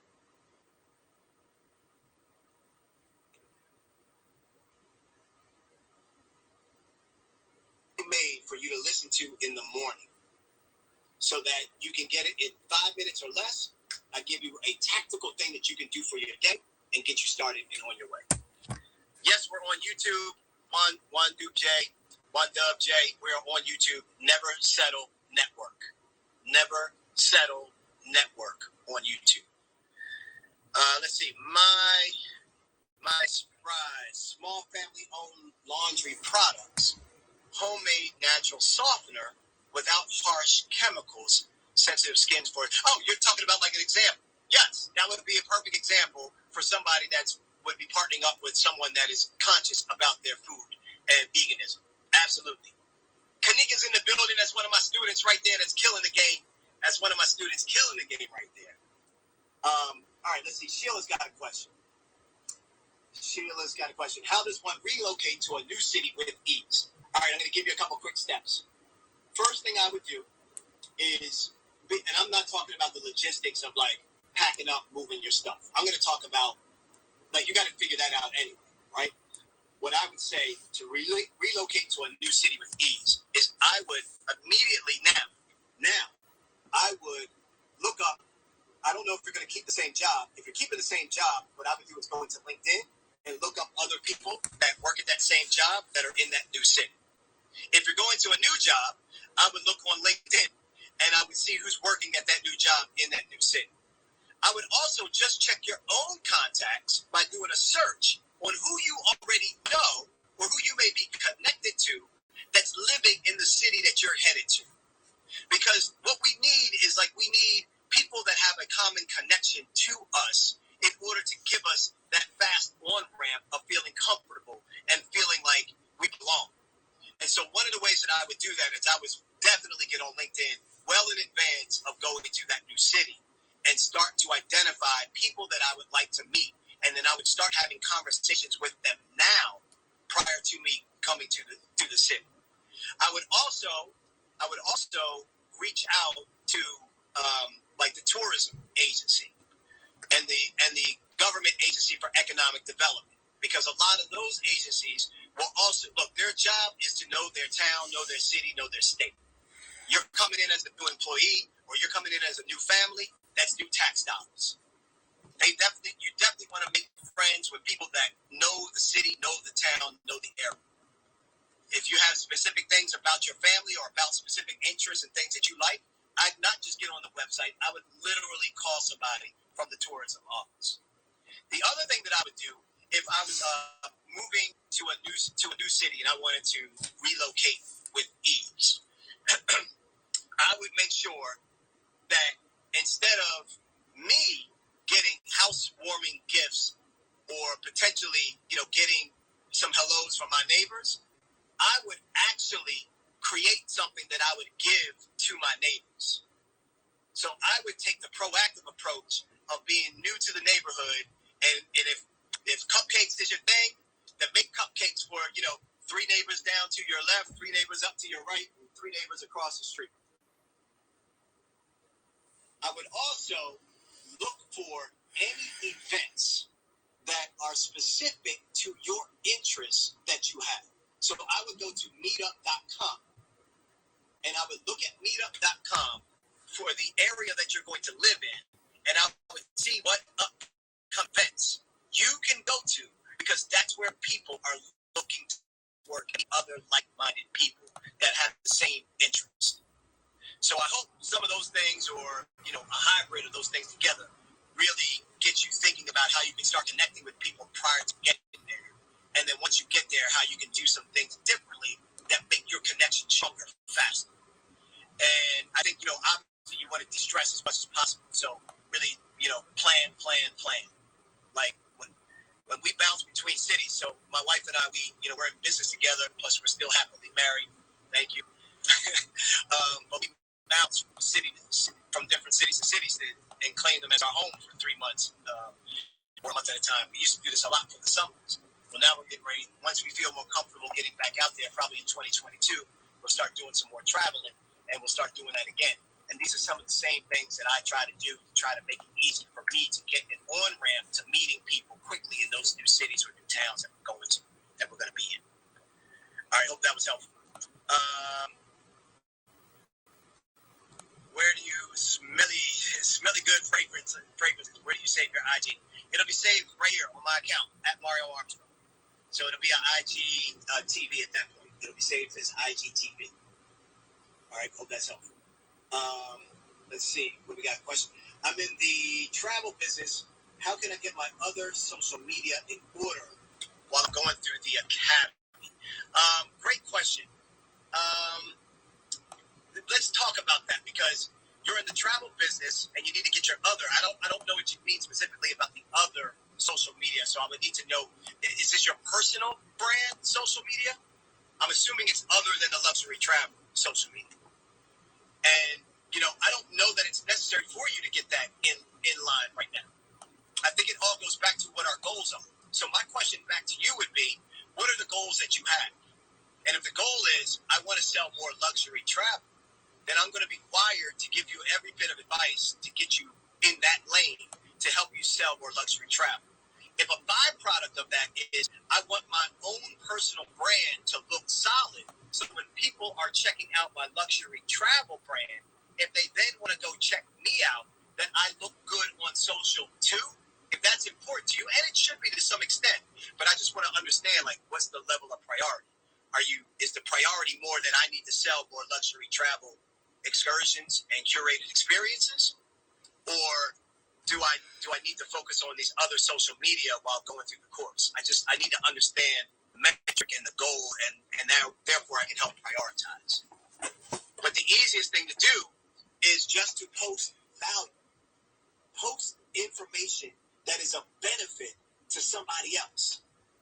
And just think about the one person you're trying to talk to. Stop trying to think about, I'm trying to talk to 100 people. Just think about the one person that Derek is trying to reach. And then post something that's going to actually bring that one person real value. And that's how you actually start to build your personal brand. We build our personal brand best by documenting the work that we're actually doing. So when we can actually do work and then document that work, or when we can actually teach and document teaching, when we can actually share with things that are really relevant, when you're relevant to someone else, you become urgent. So relevancy creates urgency.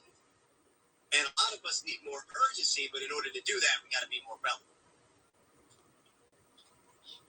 Yes. No, you mean Alex. So I hope that helped. And since you're in the course, we can have a deeper discussion about this. So we can talk about this. So don't worry about that. Where are the texts? What's the question? Where are the texts being read from? Are you talking about my text club? That's just to join my text club. I get those texts. But that is to join the text club so that you can be alerted anytime I go live or anytime I'm sharing any information that I think is going to be of value to you, or when I'm interviewing other experts or other friends and other entrepreneurs and people that you should meet that have inspiring stories, that have no problem sharing and giving you the real deal on how to make your thing a success. That's what we're all about at the Never Settle brand. That's what CEO Nicole is about. That's what Mario Armstrong is about. Many of you are new to me, so I appreciate you being here. I'm humbled and honored that you hung around this long, and I hope this isn't the last time you experience me delivering content of value to you. This is what we live to do. This is what we live for. So that's what the text message number is all about. Joining my VIP text club, which is a free club, just so that you can be. Thank you, Derek. I just saw your notification. I saw that you just joined. Appreciate that. All you got to do is type that number in and just type, hey, Mario, or hi, and I will get it. And you will be notified when I go live. You'll be notified when we're doing things in your city. You'll be notified whenever there's some value of information that I'm trying to share or impart. Hello. That's what that's about. All right. Any other questions before we wrap up? I got a podcast that I got to get to. Elevated Alex. Yo, I'm coming, bro. That right there is the host of the podcast, and he's also my ads genius, Elevated Alex. Man, he's my ads genius, and we got to do some recording in a couple minutes. So thanks, bro, for letting me go here for a second. I appreciate it for just a moment. I appreciate that. Let me see. Positive vibes, only 96. First time, Mario, but definitely not the last. Thank you. Thank you. Really appreciate that. I do not take your follow or your message or joining the text lightly. Y'all will see. Y'all will see. Just go.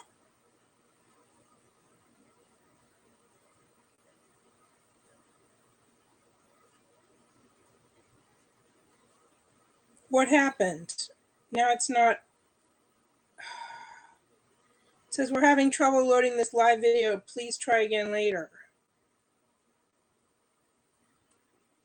Does Instagram Live cut you off after a certain amount of time?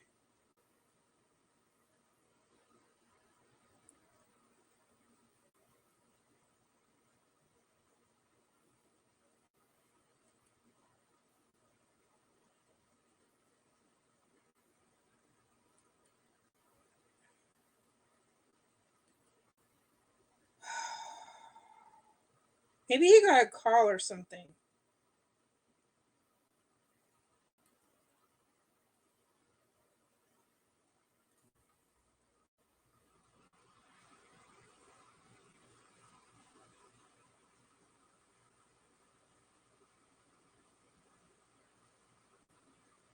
I'm going to click off and see if he's still live because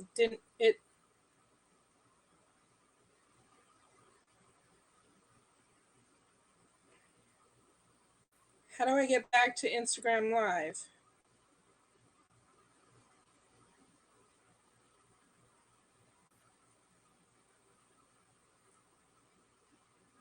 Let's see if he's still 4 messages. Let's see if he's still live. He's still live.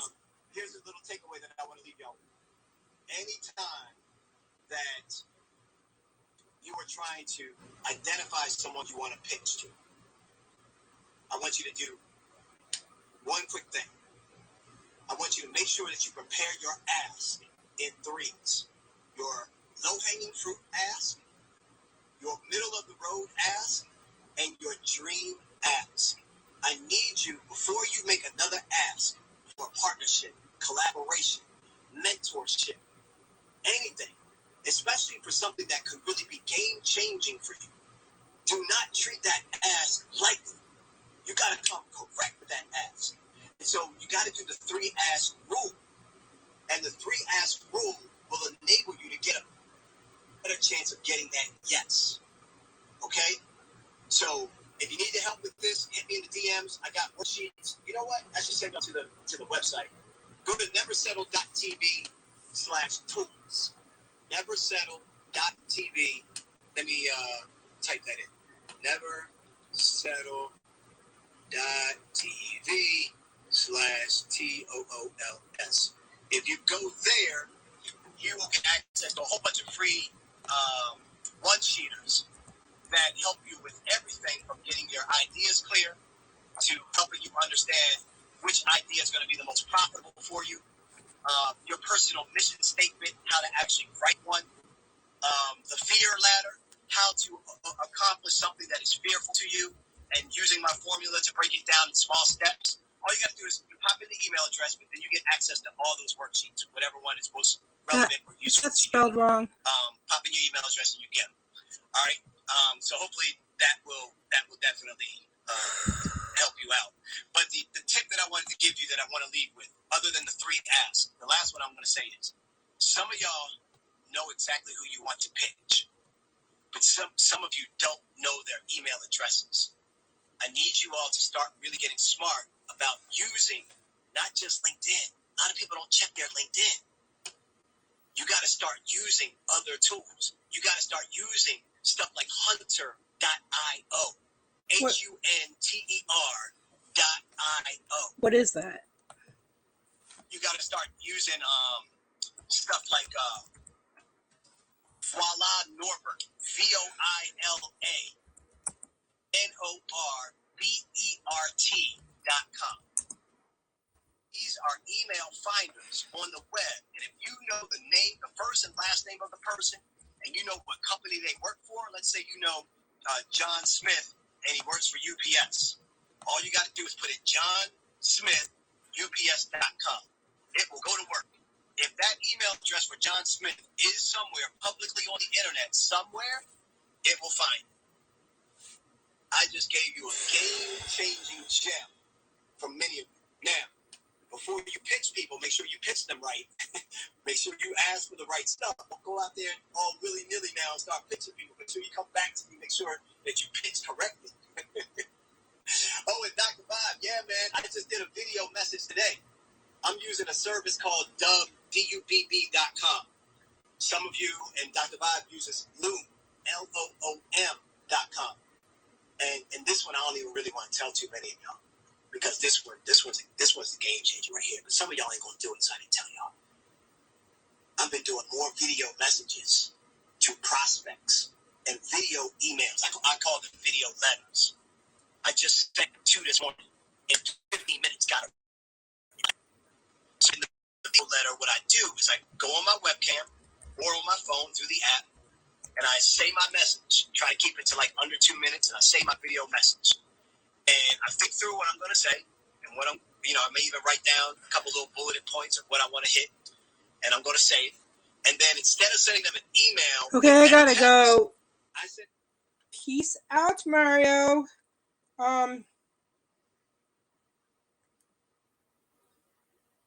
You can stay. I had to leave that Instagram live. Primary.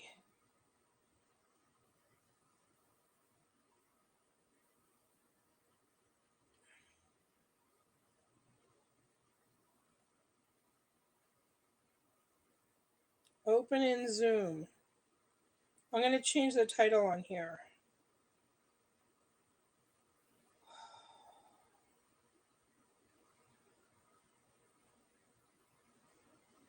The host will let you in soon.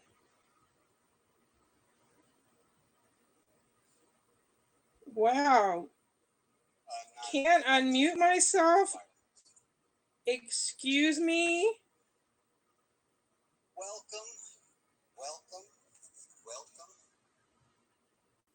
Alex, let me just ask, do we have people where we have let people in? Yes, people are in and they are muted right now. Thank you.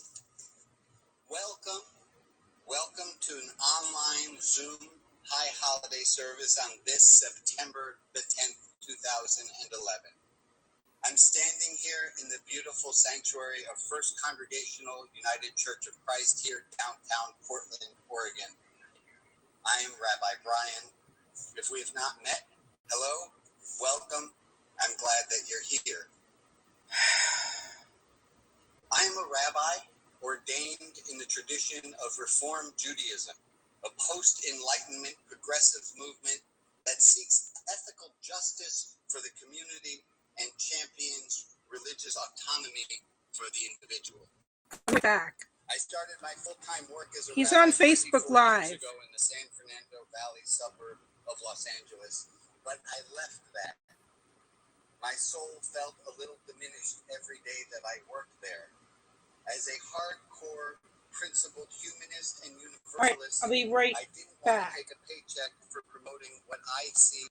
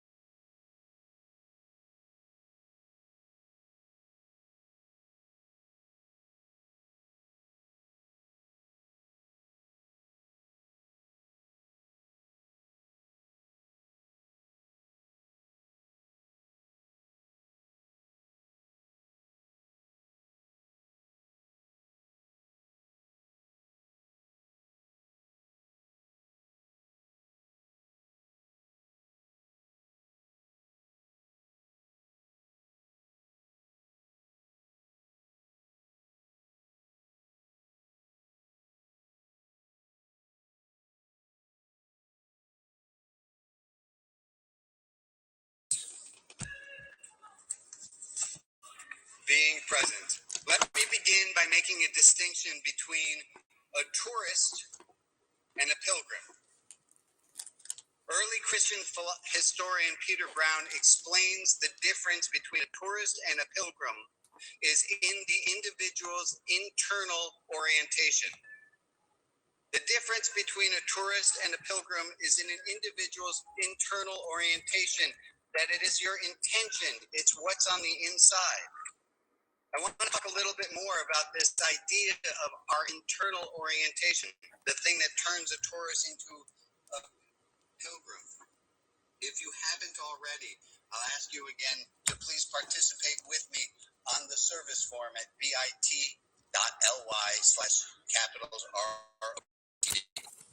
Some opinions I have about our internal orientation. One, one's internal orientation is less a thermometer and more like a thermostat, in that one's internal orientation is something over which we have agency, free will, the power to make adjustments.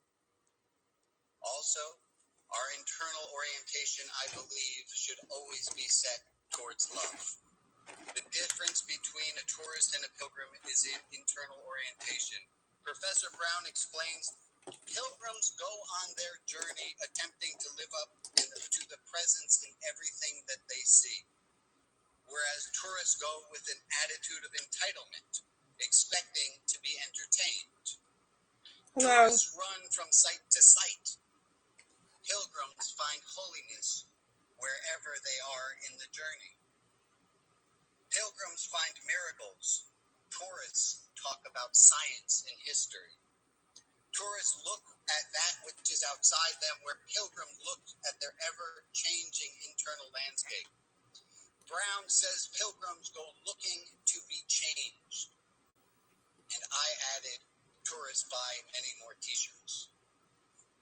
If it were live with a group of people, there would have been a laugh there. So just imagine that, if you would, please. Wait a second, I just remembered I have this button. Okay. Let me get back to internal orientation. I'll leave my script for a moment. We can be deadly serious without being stuffy. We can take religion very seriously without it being stuffy. So I'd like to invite you to turn your internal orientation towards being present to the present moment, to open yourself so wide that yourself itself might fall out, that you, like a pilgrim, will find holiness in this very moment. So let us sit for a few minutes and present ourselves individually, internally, thinking about adjusting our internal orientation towards being a pilgrim, towards being open, present. And we will sit for 5 minutes to do so. Eyes open, eyes closed, looking at all the faces on the Zoom screen if you want, or not. But in the manner of a pilgrim, being open, being receptive, open to what is. Please follow any tradition with which you are familiar, or invent one right now as we sit. My friend Betsy, I thank you for playing to underscore with our 5 minutes to sit.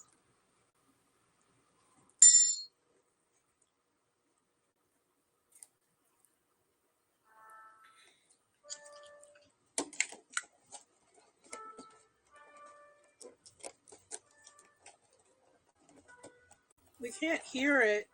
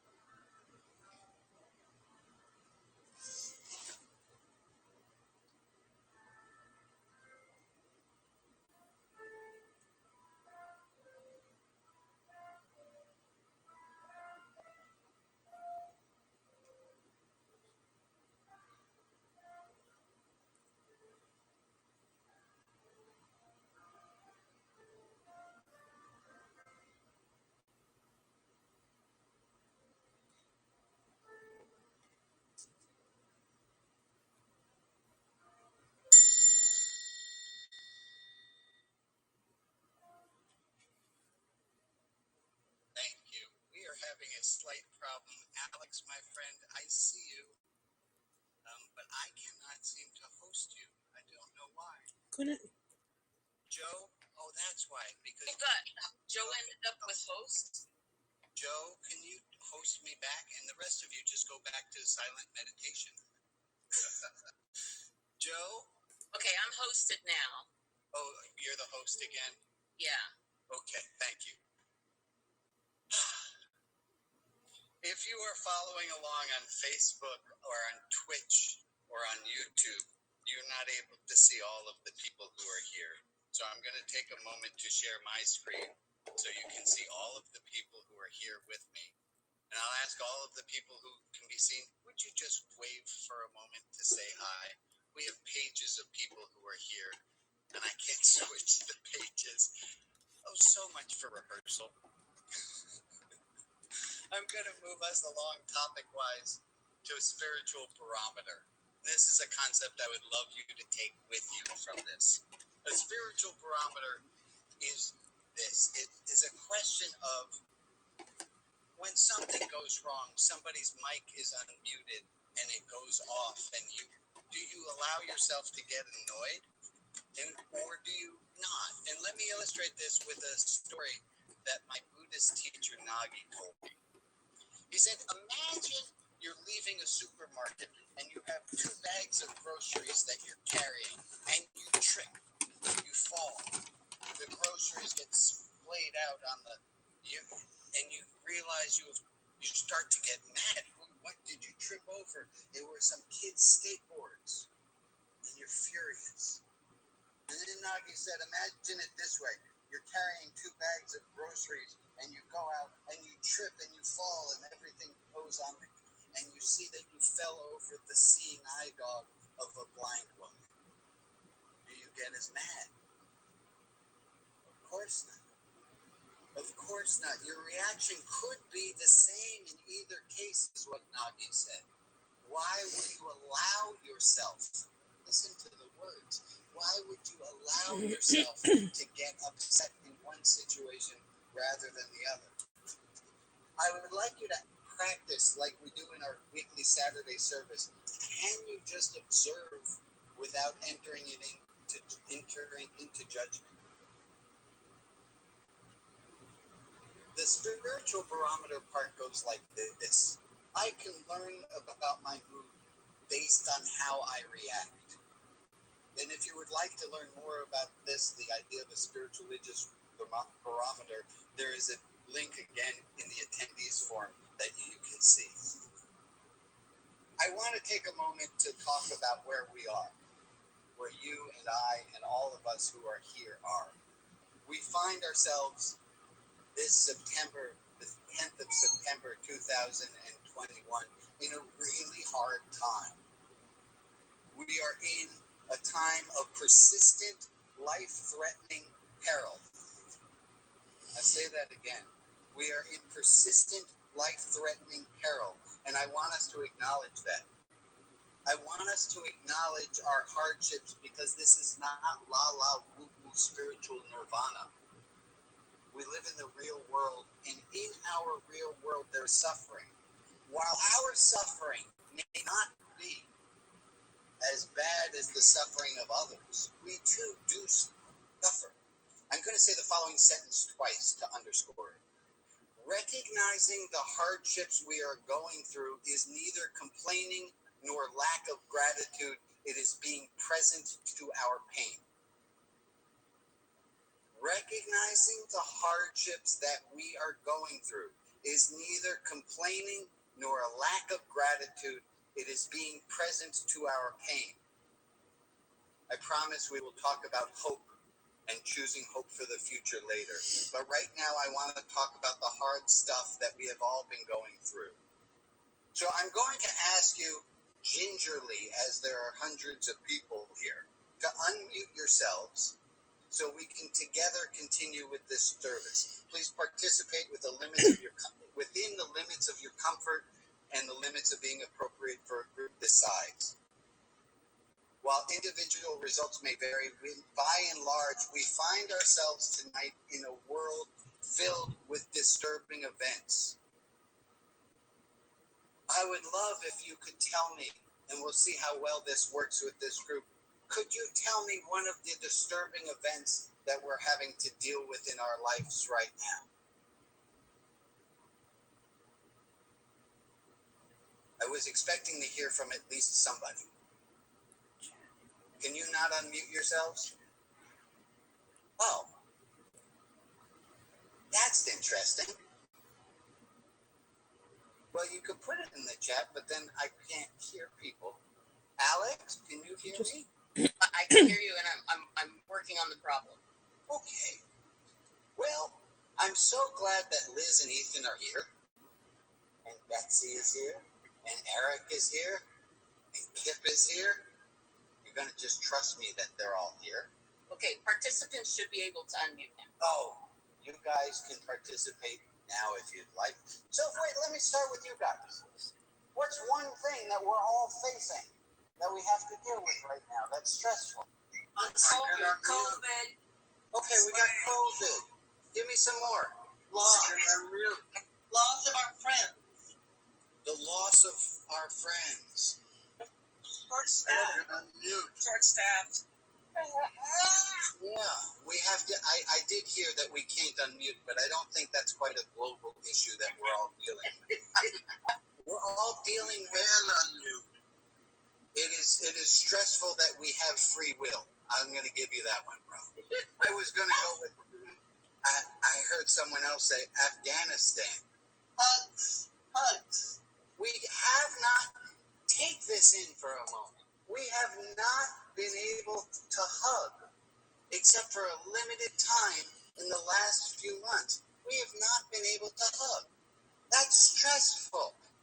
What else has been stressful in our lives? COVID, loss of friends, Afghanistan.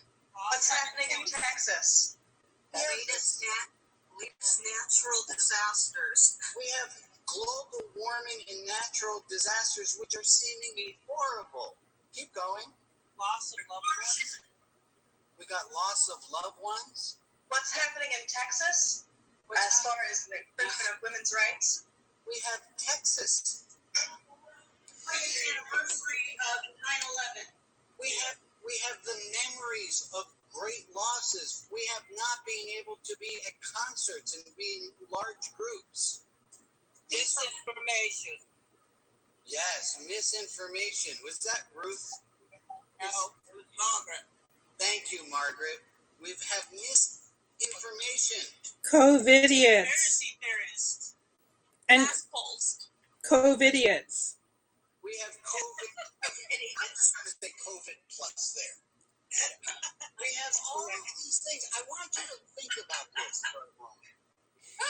You were on a college campus, and somebody stumbled out of the psychiatry, out of the psych building, and they stumbled, and you said, "What happened?" And they said, "For the last year and a half, I've had to cover my face, and I haven't been able to see anyone else's face."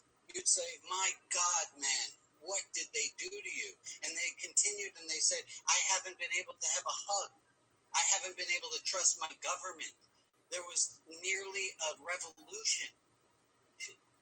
And if you came across somebody who stumbled out of a psych building who had these things happen, you would say, "Oh my God, that's horrible. Move to Canada."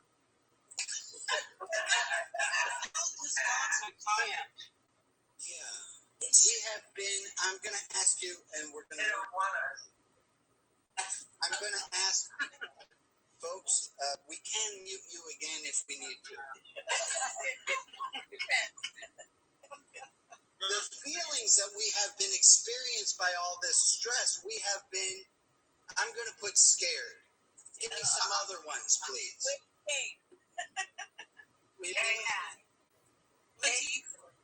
Angry. Yes. Overwhelmed, I heard. We have been lonely. Lonely. Grief. Yes. Anxiety. Yes. We have been anxious. Yes. We have been tired / exhausted. How about Venus? Confused. angry. We've been angry. Show of hands. How many of you have been angry? Hey, look at that. That's everyone. Even if it wasn't you, and you think you're living in some cockamamie world where you haven't had anger. You've been living with people who have had anger. None of us are immune to this. We've all been living in this terrible, terrible time. I heard somebody else wanted to be heard. Okay, I'm going to thank you. I couldn't quite make that out. Fatigue. That's entirely false. It's fatigue. We have been, yes, that's not a feeling, but we have been overeating. Totally. Depressed. I'm going to stop us there. We're depressed. These things, it's not one of us. We have all been all these things. I'm going to ask people to mute or stay quiet again for a moment as we do something with this, and I'm going to show you what we do. We have all been having all of these things. Alex, I'm getting a little bit of feedback. I also want to thank my friend Alex, who's been doing this. I do see some people have their hands raised. I'm not sure if you knew that you've raised your electronic hands.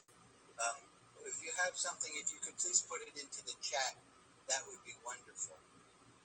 I'm going to ask, Alex, we tried this before. Can you spotlight me and my friend Joe and see how this works? Yes, I'm working on that. Okay, here we go. We're wondering what an infinite number of rabbis look like. Very small. And people who, Alex, you're going to work on highlighting, spotlighting Joe. Joe, if you would talk for a moment so that it makes I found her. I'm just working on it. And people who usually come to the Saturday service, I thank you for your enthusiasm and for participating. I'm going to ask you to please not treat this exactly like a Saturday service where we interrupt each other at all times, as that will make this go a lot longer. All right, Joe, are you ready there, my friend? Here I am. Okay, Joe, and can we see me and Joe at the same time? Is that working? You're on gallery view. Switch to speaker view, and it should straighten it out. There we go. And I'm coming in right there. Hi, Joe. Hi, Rabbi. Joe, I want to do this. And I could do this with any person. I want to tell you what you've been doing, what you've been going through in the last year. Because I find that we don't all feel heard, we don't all feel witnessed, we don't all understand the stress that we've been under. So I'm just going to say, Joe, because you have been alive in the last 18 months, you've been overwhelmed and scared. You've been grieving and lonely and confused and angry. And you've been dealing with COVID, Afghanistan, natural disasters, not getting all correct information, and a lot of fear. And we could do this with anyone, just to acknowledge where we are, what's going on. So, Joe, I'm going to ask you, Alex, you can unpin me and pin somebody else on the screen with Joe, and it can be anyone at all. Anyone at all. Joe, and you're going to be brave, and I thank you for being so brave. And I want you to say, Alex, you have someone else pinned yet? Working on it. Okay. Zoom is running super slow, so just... That's all right. That's why I pay them a lot of money. And Alex, I'm when not someone else is getting on, all correct and you know information. Anyone at all. And a lot of anyone who's here. And Alex, so when someone else is on, and yet it could be to anyone at all. It could be just anyone who's here. Oh, there we have Robin. So I'm going to move my screen down, and if you would unpin me so I'm not bogarting their relationship. I'm trying to mute that. Sorry. Joe, would you just be honest and tell Robin, without knowing any details of her life, what's been going on? Well, before we do that, Joe, when I told you, without using any details of your life, what was the feeling that you had? I'll take us the side. No. Okay. That, yeah. But go ahead, say some words. I feel some relief that I'm not alone, but I do still feel very heavy and burdened from what I know I can't control and stop. Yeah. And you get to feel heard. And Joe, I'm going to ask you to just say to Robin, without knowing much about Robin's life, tell her what she's been going through. You use the same things that I just told you and add your own universals. Robin, I know for you on top of all of the No, just the universal ones, Joe. Just the universal. Oh, got it. Okay. Stress, COVID, weather, hurricanes, racial tensions, political. Blah. Robin, it's difficult to be a human right now in the universe. It's just freaking hard to be a human and stay stable. And I just want to tell you that I understand because I feel overwhelmed along with you, and I sometimes don't even want to get out of bed. Thank you, Joe, for sharing. Robin, can you give us some reaction of feeling? Does it help? And be honest, it might not. It does help to really pay attention to us all being in this same boat. Amen. I'm going to make it a little bit bigger. And Alex, if we can unspotlight our friends here. I'm going to go back to, thank you, Alex. Thank you, Robin, for both participating there. I'm going to ask us in a moment, we're going to break into some small groups. And to remember again, acknowledging is not complaining. It is acknowledging. We're going to break into small rooms. And I'm going to ask you in groups of 5 to say the individual hardships that you've been having as well. Not to complain about them, but just to name them aloud.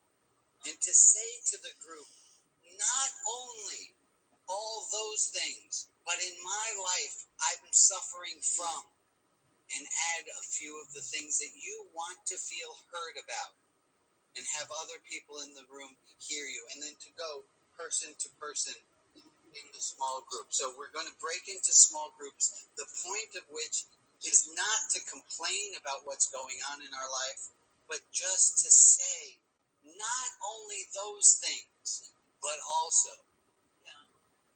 So we're going to break into small. Alex, you got small groups up and ready? I'm ready. So break them into small groups, and we will see you back in 7 minutes' time.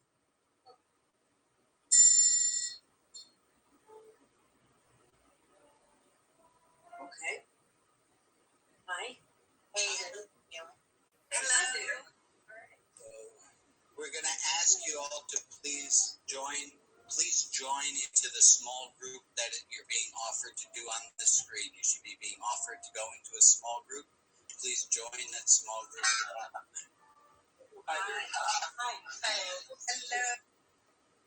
Hello. Okay, I'm going to mute you during the small group.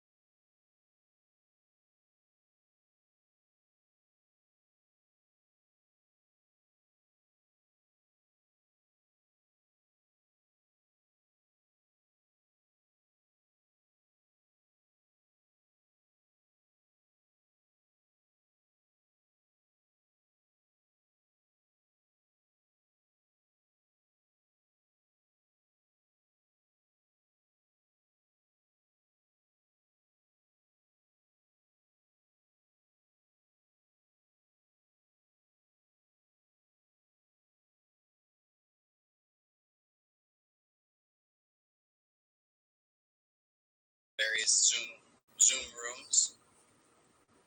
Welcome back, all of the rooms. There we go. Wonderful, wonderful. I dearly hope that it helps people to feel heard, to feel seen, that we exist and our pain is real and it needs to be comforted. Going to move us to the section entitled Feelings of Inadequacy. I made a promise to myself that I would never forget my friend Mark. Mark died when I was 24, he 23. We were best of friends. That was 17 years ago. It was 27 years ago. What am I talking about? 27 years ago. This past August 30th, his birthday, I forgot. I forgot it was his birthday. I forgot it was his birthday after promising myself I would never forget. There are things like this wrongdoing that we have done for which we can seek forgiveness. There are wrongdoings we have done, promises we have made for which atonement is not as obvious.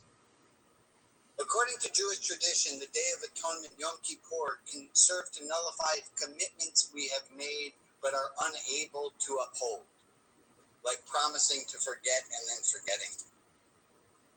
If, on the other hand, there is something we have done to another person for which we need to ask forgiveness, this ritual is not for that.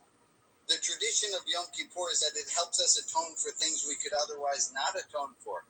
But I will reiterate, for the misdeeds between human beings, the day of Yom Kippur does not atone. For those missteps, we need to seek forgiveness of the other person. But for the things between a person and themselves, a person and their understanding of God, for these shortcomings, this ritual should work. Please, if you would, follow the link that you can find in the form. There's a link, and I'm going to ask you to open it in an anonymous browser window, which for some of you is going to be more of a challenge than others. Anonymous browser browser window. When you window. open up the browser, you're going to see a page that looks, there it is. It looks like this. Anonymous wrongdoings, add yours below. I would like to ask people, as they're all joining onto this same Google Doc, to list situations for which you have fallen short anonymously here. List the bad character traits, our wrongdoings, the things we have not been so proud of. I will remind you again, if there's something you've done and it's for another person, write that on a separate piece of paper and make atonement later. But here, I would like us to start a list of collective inadequacy. So let's start now to please put things into this document for which you would like to ask for forgiveness. You'll see some people have already started. If you could click on the link, you'll see this. And to please just start typing in all of the things for which you would like to feel forgiven. And I'm going to ask Betsy to play maybe a minute or two of music. You have a few more notes in you, Betsy? Thank you.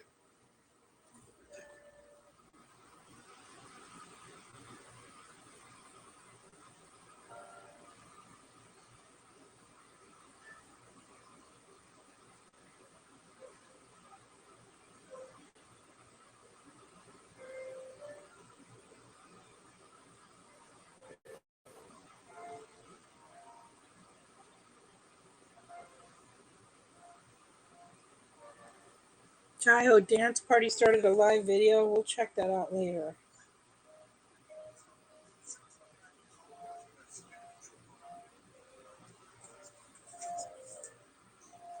All right, I need to close that YouTube link.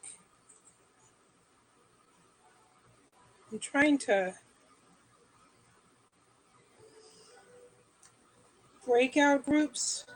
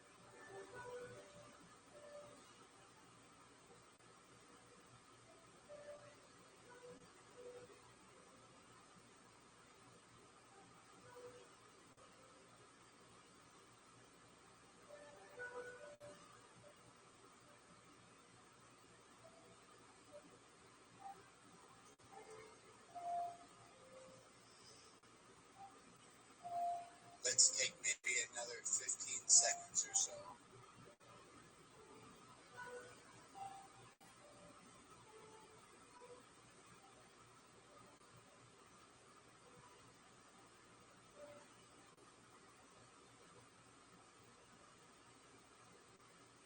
Thank you.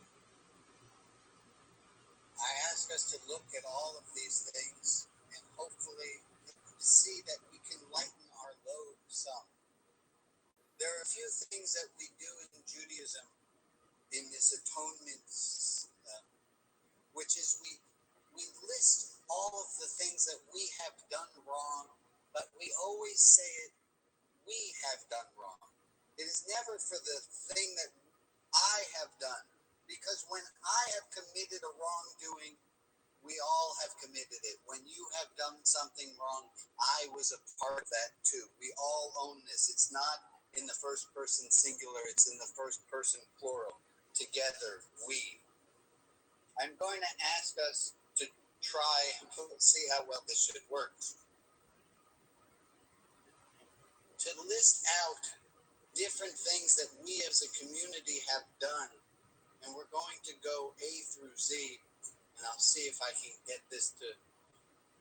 If you would put into the chat right here, and I'll ask Alex if you would unmute one of my friends, anybody who looks like they want to volunteer now.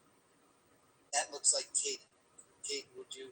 I saw you laugh, so I'm going to pick on you. Alex, if you would unmute Katie, and I would like to ask people in the chat to please say one thing that we have done with the letter A that we should not have done in this past year, and ask Kate to read it out. Go ahead. What is something we have done with the letter A? Anger at the wrong person. We have had Avoiding, argued. Oh, we just need one per letter because we're going to make an acrostic going all through the alphabet, which makes it as though we have done everything. We just go one letter at a time. B, we have bitched. We have bitched. C, we have complained. We have complained. With D, people type in your D's. We have done the following. Depression. We have been depressed. I'm not quite sure. Sometimes that's not a character flaw. Sometimes that's chemical imbalance in the brain. So let's be careful on that one. Yes, I'm married to a psychotherapist. E. We have eating. Eating. Some of us have eaten wrong things. F. Fear. Festing. We have had fear, where fear is also a good thing. It keeps us safe. But sometimes we've had fear where we need not. G. Grumbling. We have had a bit of grumbling.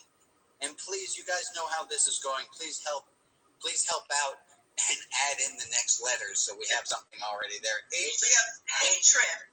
Is what we have for H. Hatred. And I. Pick a good I. Injustice. Indifference. Indifference. I'm going to go with the ones that Katie's pulling out. J. Jealousy. Jealousy. K. For the thing we have all done, which is Killing someone's spirit. killing a spirit. Oh my gosh, that is a bad one. L. Lewdness. Laughing at someone because has less than me. I haven't gotten an L in the chat yet. I'm going to go with lying. Lying is good. I've done this before. Don't worry, I have X covered, so don't panic about that. I'm on it. M for the Manipulation. We have manipulated. And here, let me say this. If it's something that you agree with, you have done too, would you softly say it as well? We have manipulated. Keep going, Gabe. We have not contacted family. Oh, not been in touch. O. Oppressed. Oppressed. Good. Oppressed. I'm going to go with oppressed. I heard that. P. Political division. Oh, yes. We have been political where we need not. Q. Quit. Oh. We have quit. We have quarrel. I have an idea. Let's change the game, and everyone can participate. Now, let's not just do the chat. For R, we have resentment. Yeah. Resentment. Yeah, I got raged over here. Yeah. Live. Sorry. RS. Stupid. We have. I don't know how to spell scowled, but I really would like to write that one down. Yeah. COWL. That's close enough. Scowled. And say this in the chat. I know. We have had transphobia. Oh, nice one. TU. Usurped. Oh. I'm going to go with this one. We have I like this one. It was just said here live. We have unmuted when we ought not to. Emotional. That's in the Talmud. B. Vain. Nothing wrong with being fabulous, but there's something wrong if we go a little too far. UVW.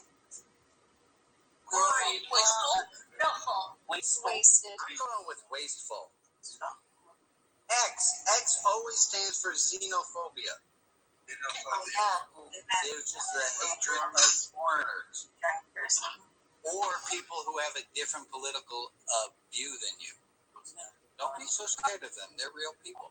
UVWX. Yelled. They yelled. And finally, Z, we have. Zealous. I heard zealous. Oh, Bella, yeah, that's We take all of these, and I'm going to ask people to go back to the shared document. You go back to the shared document. I'm going to share my screen so everyone can see it. And I'm going to ask everyone who's able to, please do exactly as I say on the shared document. Would you all who know how to do select all? Everyone do select all on the count of 3. 1, 2, 3, select all. And in a moment, hold on, because I have totally skipped around here. I'd like to ask you, when I'm finished saying the following next 3 sentences, I'm going to ask everyone to press delete on their computer so that it is done anonymously. It's not that I did the forgiving of all of us. We have all forgiven all of us for these things we have done.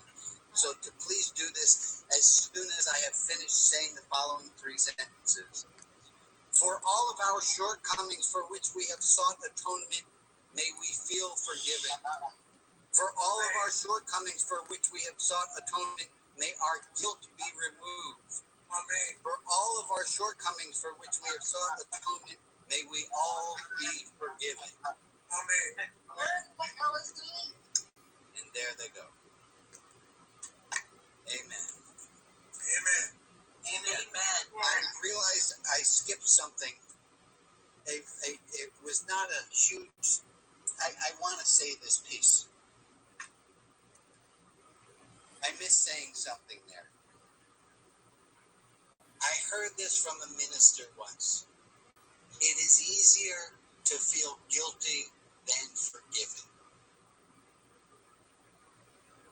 It is easier to feel guilty than forgiven.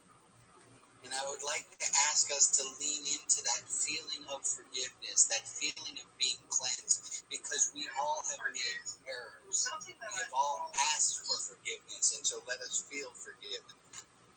Amen. Amen. Memorial Remembrance Time. At this time, I would like to allow your attention to come to those we have lost, to those lives who have touched our own, to those loved ones we have missed, those for whom we grieve, those that we have not yet stopped loving.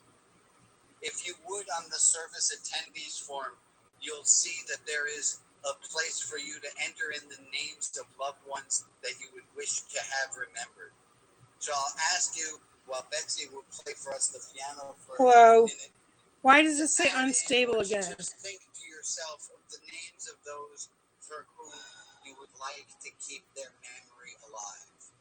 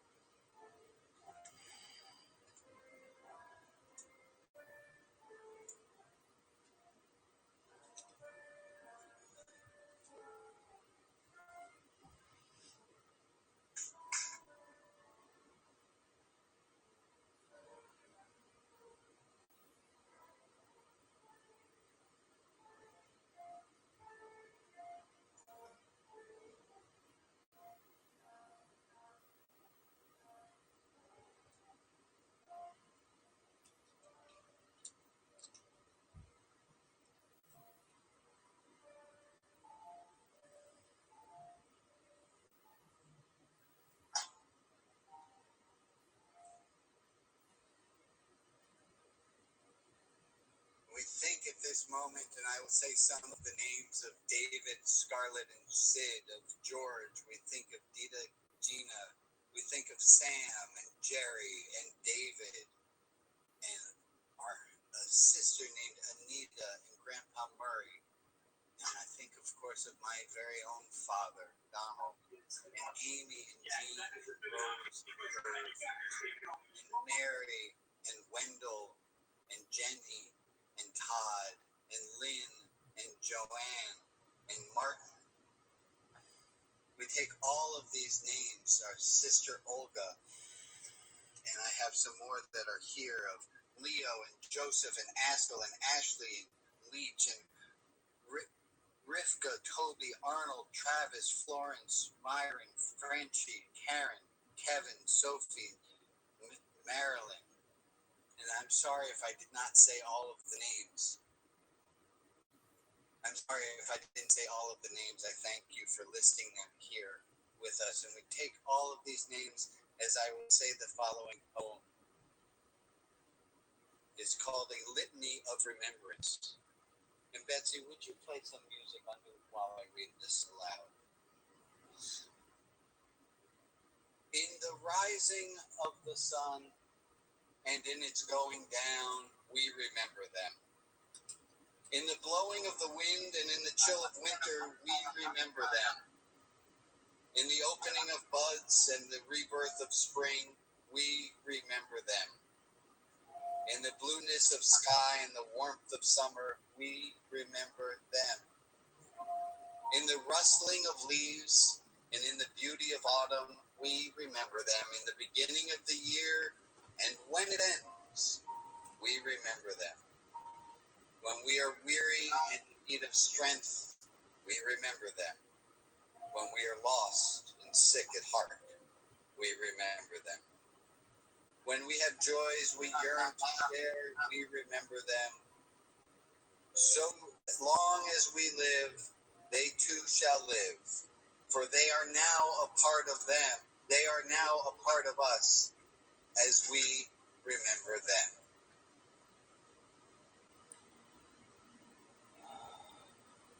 Amen. Amen. Amen. Amen.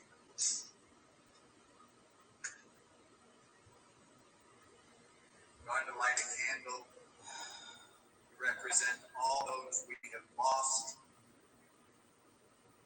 all those we still love. We take all of their memories together into our hearts. And let's all say together, even though it doesn't work very well on Zoom, Amen. Amen. Amen. Amen. A sermon. What God wants me to tell you, I think. Here's a traditional sermon that were I at any other congregation, it's traditional in that this is not interactive. It's just me giving you remarks that I've prepared. Here is my sermon. What God wants me to tell you, I think. I'm not 100% certain how to say this.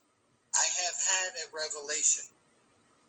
Although I'm not 100% certain that I've actually had a revelation. And I'm not exactly 100% sure if you are actually the people with whom I'm supposed to share this revelation.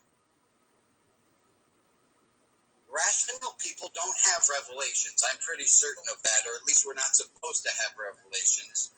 So if I claim to have had a revelation, it means I must be nuts. But I'm not nuts. On the other hand, I am a little wackadoodle.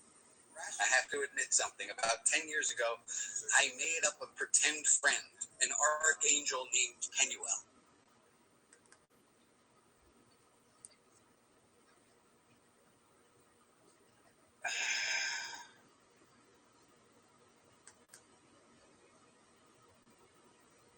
Sometimes I will pretend to have gotten a phone call or a message from Penuel. Let's say I'm talking with someone teetering towards conversion to Judaism. I might jokingly pretend to take a call from Penuel, letting me know to tell them that God is officially happy with this reverso converso. Or back when same-sex marriages weren't legal, I would print out a certificate like this. And it would say, it was signed by the Archangel Penuel that the heavens had made note of the commitment and that they were celebrating and rejoicing. I know that that is make-believe. But this revelation I'm to tell you about is not. First, two apologies. One, religion. Individual revelations have been the basis of hurting many people, and apologies must be made. Two, revelations smack of judgment. Let me say a little bit more about each. One, religion. Some things have been done in the name of God by people of religious communities, and they have been some of the lowest acts of humanity. And while I'm not the clergy person who might have caused you that hurt, I would like to apologize on their behalf. Because it seems we owe you an apology, and some of them are unable to give that apology to you. I'm sorry. Houses of worship, reconciliation starts with recognizing the hurt we have caused. We, in the seat of humanity's moral authority, have done some great damage, and I am sorry. Second, judgment. Some of the revelations I have might induce a shame response.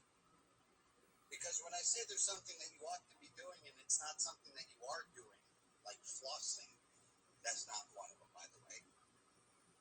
It might make you feel ashamed, like I'm telling you what you should be doing, and it might give you flashbacks to some horrible childhood events. Because I'm not really scolding you for setting standards higher than where they currently are. I quote my best buddy Larry King, who says, "Our standards are above us for a reason. Our standards are above us for a reason. We will fail. We will mess up. And for any shame caused by me encouraging you to live the best life you can live, I do apologize. Here are the revelations I've gotten." And on the ROTB attendees forum, you can enter in some of the messages you've heard, or just write some of these down if you'd like on a separate piece of paper. Here's the revelation. Be yourself. You belong. The universe is glad that you're here. The revelation is, listen to Jimi Hendrix. Let the power of your love overtake your love of power. The revelation is, be filled with complaints and bitch about how miserable you are as much as you want. I thought that one was kind of subtle. The revelation is, grow up. Stop projecting a perfect cis white male as God. That's tedious. Take your spiritual life seriously, because your life in this world, no one's saying anything about a next world, because your life depends on it. Don't put off eternal life into the next world. You can find it here and now. Don't find holiness. Don't look for holiness by replicating the worship style of generations past. Look for it here and now. The revelation is, God said this isn't hide and seek. It's right here in front of you. God says you are the treasure map. God asks, can you live as honestly as an 18-month-old spontaneously bopping along to music? The revelation is, be nice and laugh a little more. The revelation is, how immaculately, how cleanly, how authentically you are, you, the perfect little snowflake you are, the better. The revelation is, you have personal autonomy. You are able to change the direction of your internal orientation. The revelation is, learn to fine-tune and make music. The revelation is, stop being mean, lean on other people, ask for help. The revelation is, give yourself permission to love and be loved. Love with abandon. Give yourself to love. That's the revelation. That's what I got. Take whatever message I just told you, one that resonated with you, write it down, put it in your wallet. I can't tell you exactly where these revelations came from. I don't have details about exactly how I got these revelations or why. Although I can show you a certificate from the Department of Art and Records in heaven saying I had a genuine revelation because I know a guy. I'm going to take a moment for silence, a moment of 2 minutes for us to sit. Betsy will play us on the piano. Just 2 minutes for silent reflection.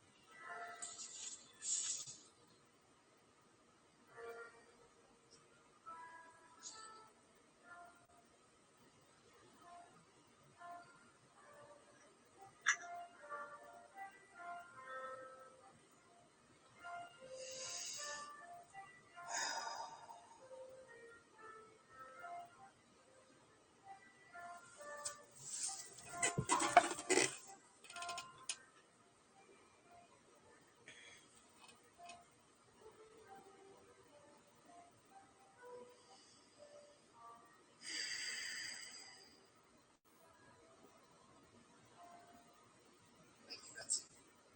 Hi, my name is Kip Johnston. I have the very, very great honor to call Rabbi Brian Zachary Mayer my very dear friend. I'm here to make an appeal for donations on behalf of Religion Outside the Box and Rabbi Brian. This was coming. The flyer said, we'll be hitting you up. Well, here it is. Before I ask you to join me in supporting this great, great ministry and this wonderful man and his outside the box, real, open, kind, and unique way of being a clergy person, I want to invite you to Saturday services.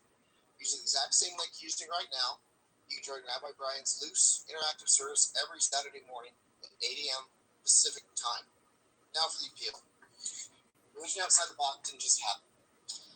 Brian's life mission is to bring religion back to help people get through life without teams, without dogma. Brian shares limitedly with us, week after week, hours and hours and hours of his time. And their expenses, they add up. Zoom, his expenses, this is something that we're all benefiting from. We all need to take care of this ministry so it can continue. I'm here to ask for your support. There's a link on the form to donate. There's a link on his website to donate. Please consider one-time donations, or even better, ongoing donations to help this ministry continue. And not only continue, but to flourish and to expand and help more and more people deliver the gifts that you're receiving to more and more people. Give because you believe in the vision of religion outside the box. Give because you see that religion is not to be done in archaic language and in a community that does not need to be exclusionary. Give because you believe in this work like I believe in this work.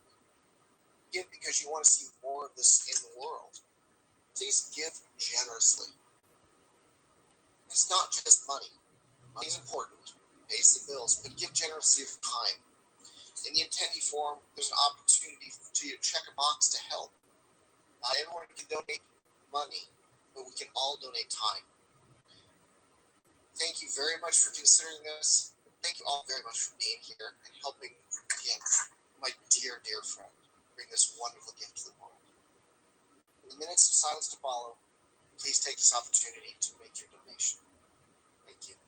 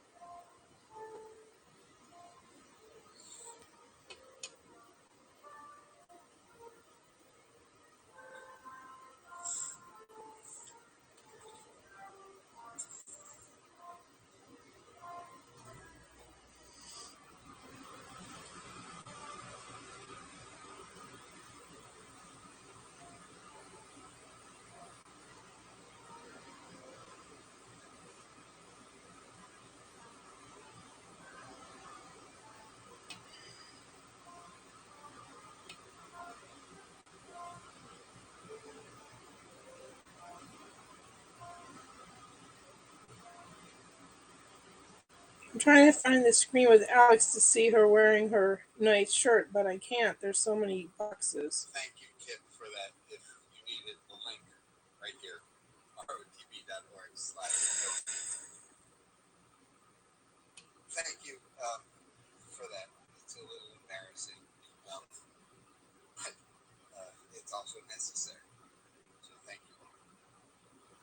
Sacred commitments. We turn our attention now to the future. We look ahead, cleansed from our feelings of collective inadequacy. We look ahead in this year 5782. We look ahead. We look ahead at what can be, what might be, what could be. We look towards a future that's not yet set, but one we can influence. And I ask you, as a sacred community, to consider what world you would like to see. There are exactly 112 days until December 31st. And I want you to pick something to commit to for 112 days, 16 weeks. What is it that you can commit to doing? I have some here. Pausing before yelling and promptly apologizing if the pause was not long enough. Here's another thing. To commit to this for the next 16 weeks and to try to put your mind to keeping your anger, instead of it being mad at the kids on the skateboard, to realize they probably made a mistake. What can you commit to for the next 112 days? How about telling 3 people every Friday night what they mean to you? How about taking the next 112 days to stop before you answer the question, how are you? And actually think about how you are. How about checking in with somebody to assess daily? Just send them a text to say, today I was kind to myself, or today I wasn't as kind to myself as I wish I could be. Find an accountability buddy. Find someone with whom you can make being kind to yourself a goal for the next 112 days. I'm going to ask you to make a sacred commitment right now. To make a commitment to something you can do so that when December 31st comes, it finds us in a world that's better because of something you did. I want you to make a commitment and not take it lightly. A commitment for bettering yourself to help better the world. I'm going to ask a question and I can see you guys, so let me just ask this. This is a live service, right? There's not, like, we rehearsed as much as we could. Does it feel like going into the breakout groups again? Feels like, give me like a thumbs up, yay, hey, we want to go back into our breakout rooms. I'm going to take a look at your faces there. That was a small smattering. I have to now make a judgment call. And we're not going to go into small groups again. I'm going to look at your faces and see how many of you are totally disappointed by that. Oh, hi, Adata. Hi, Kevin.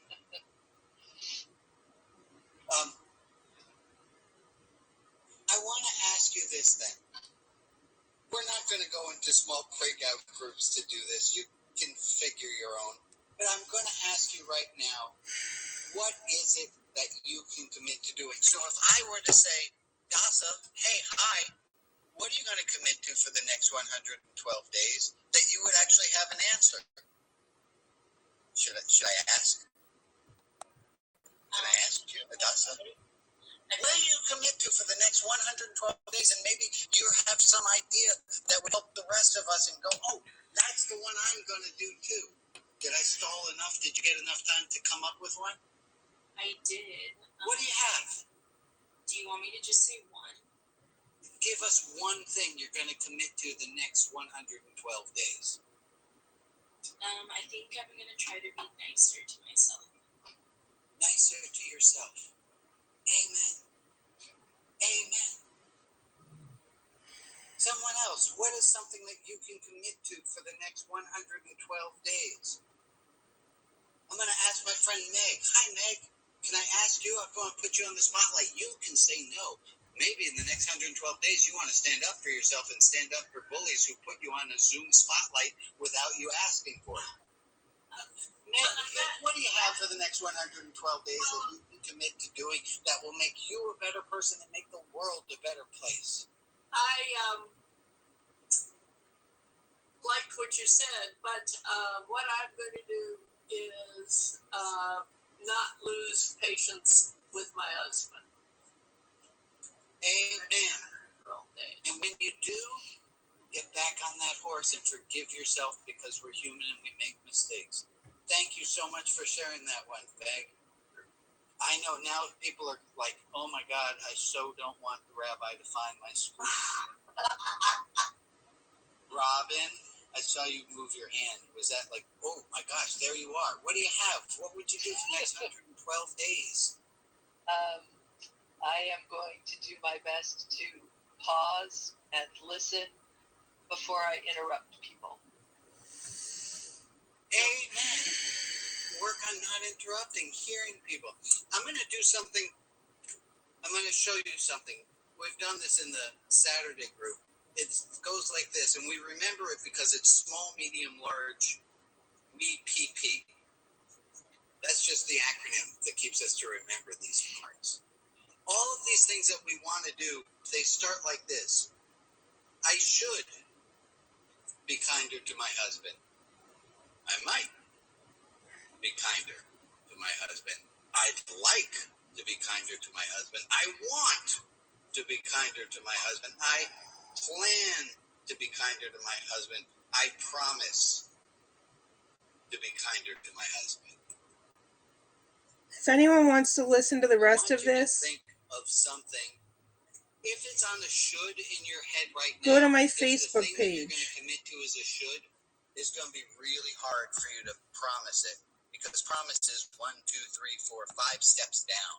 Or You can, but it's going to be hard, and I ask you to persevere. That's why I gave you 112 days. Rabbi Brian You have Zachary 112 Meyer days to on move yourself Facebook. from this is the thing that I should do.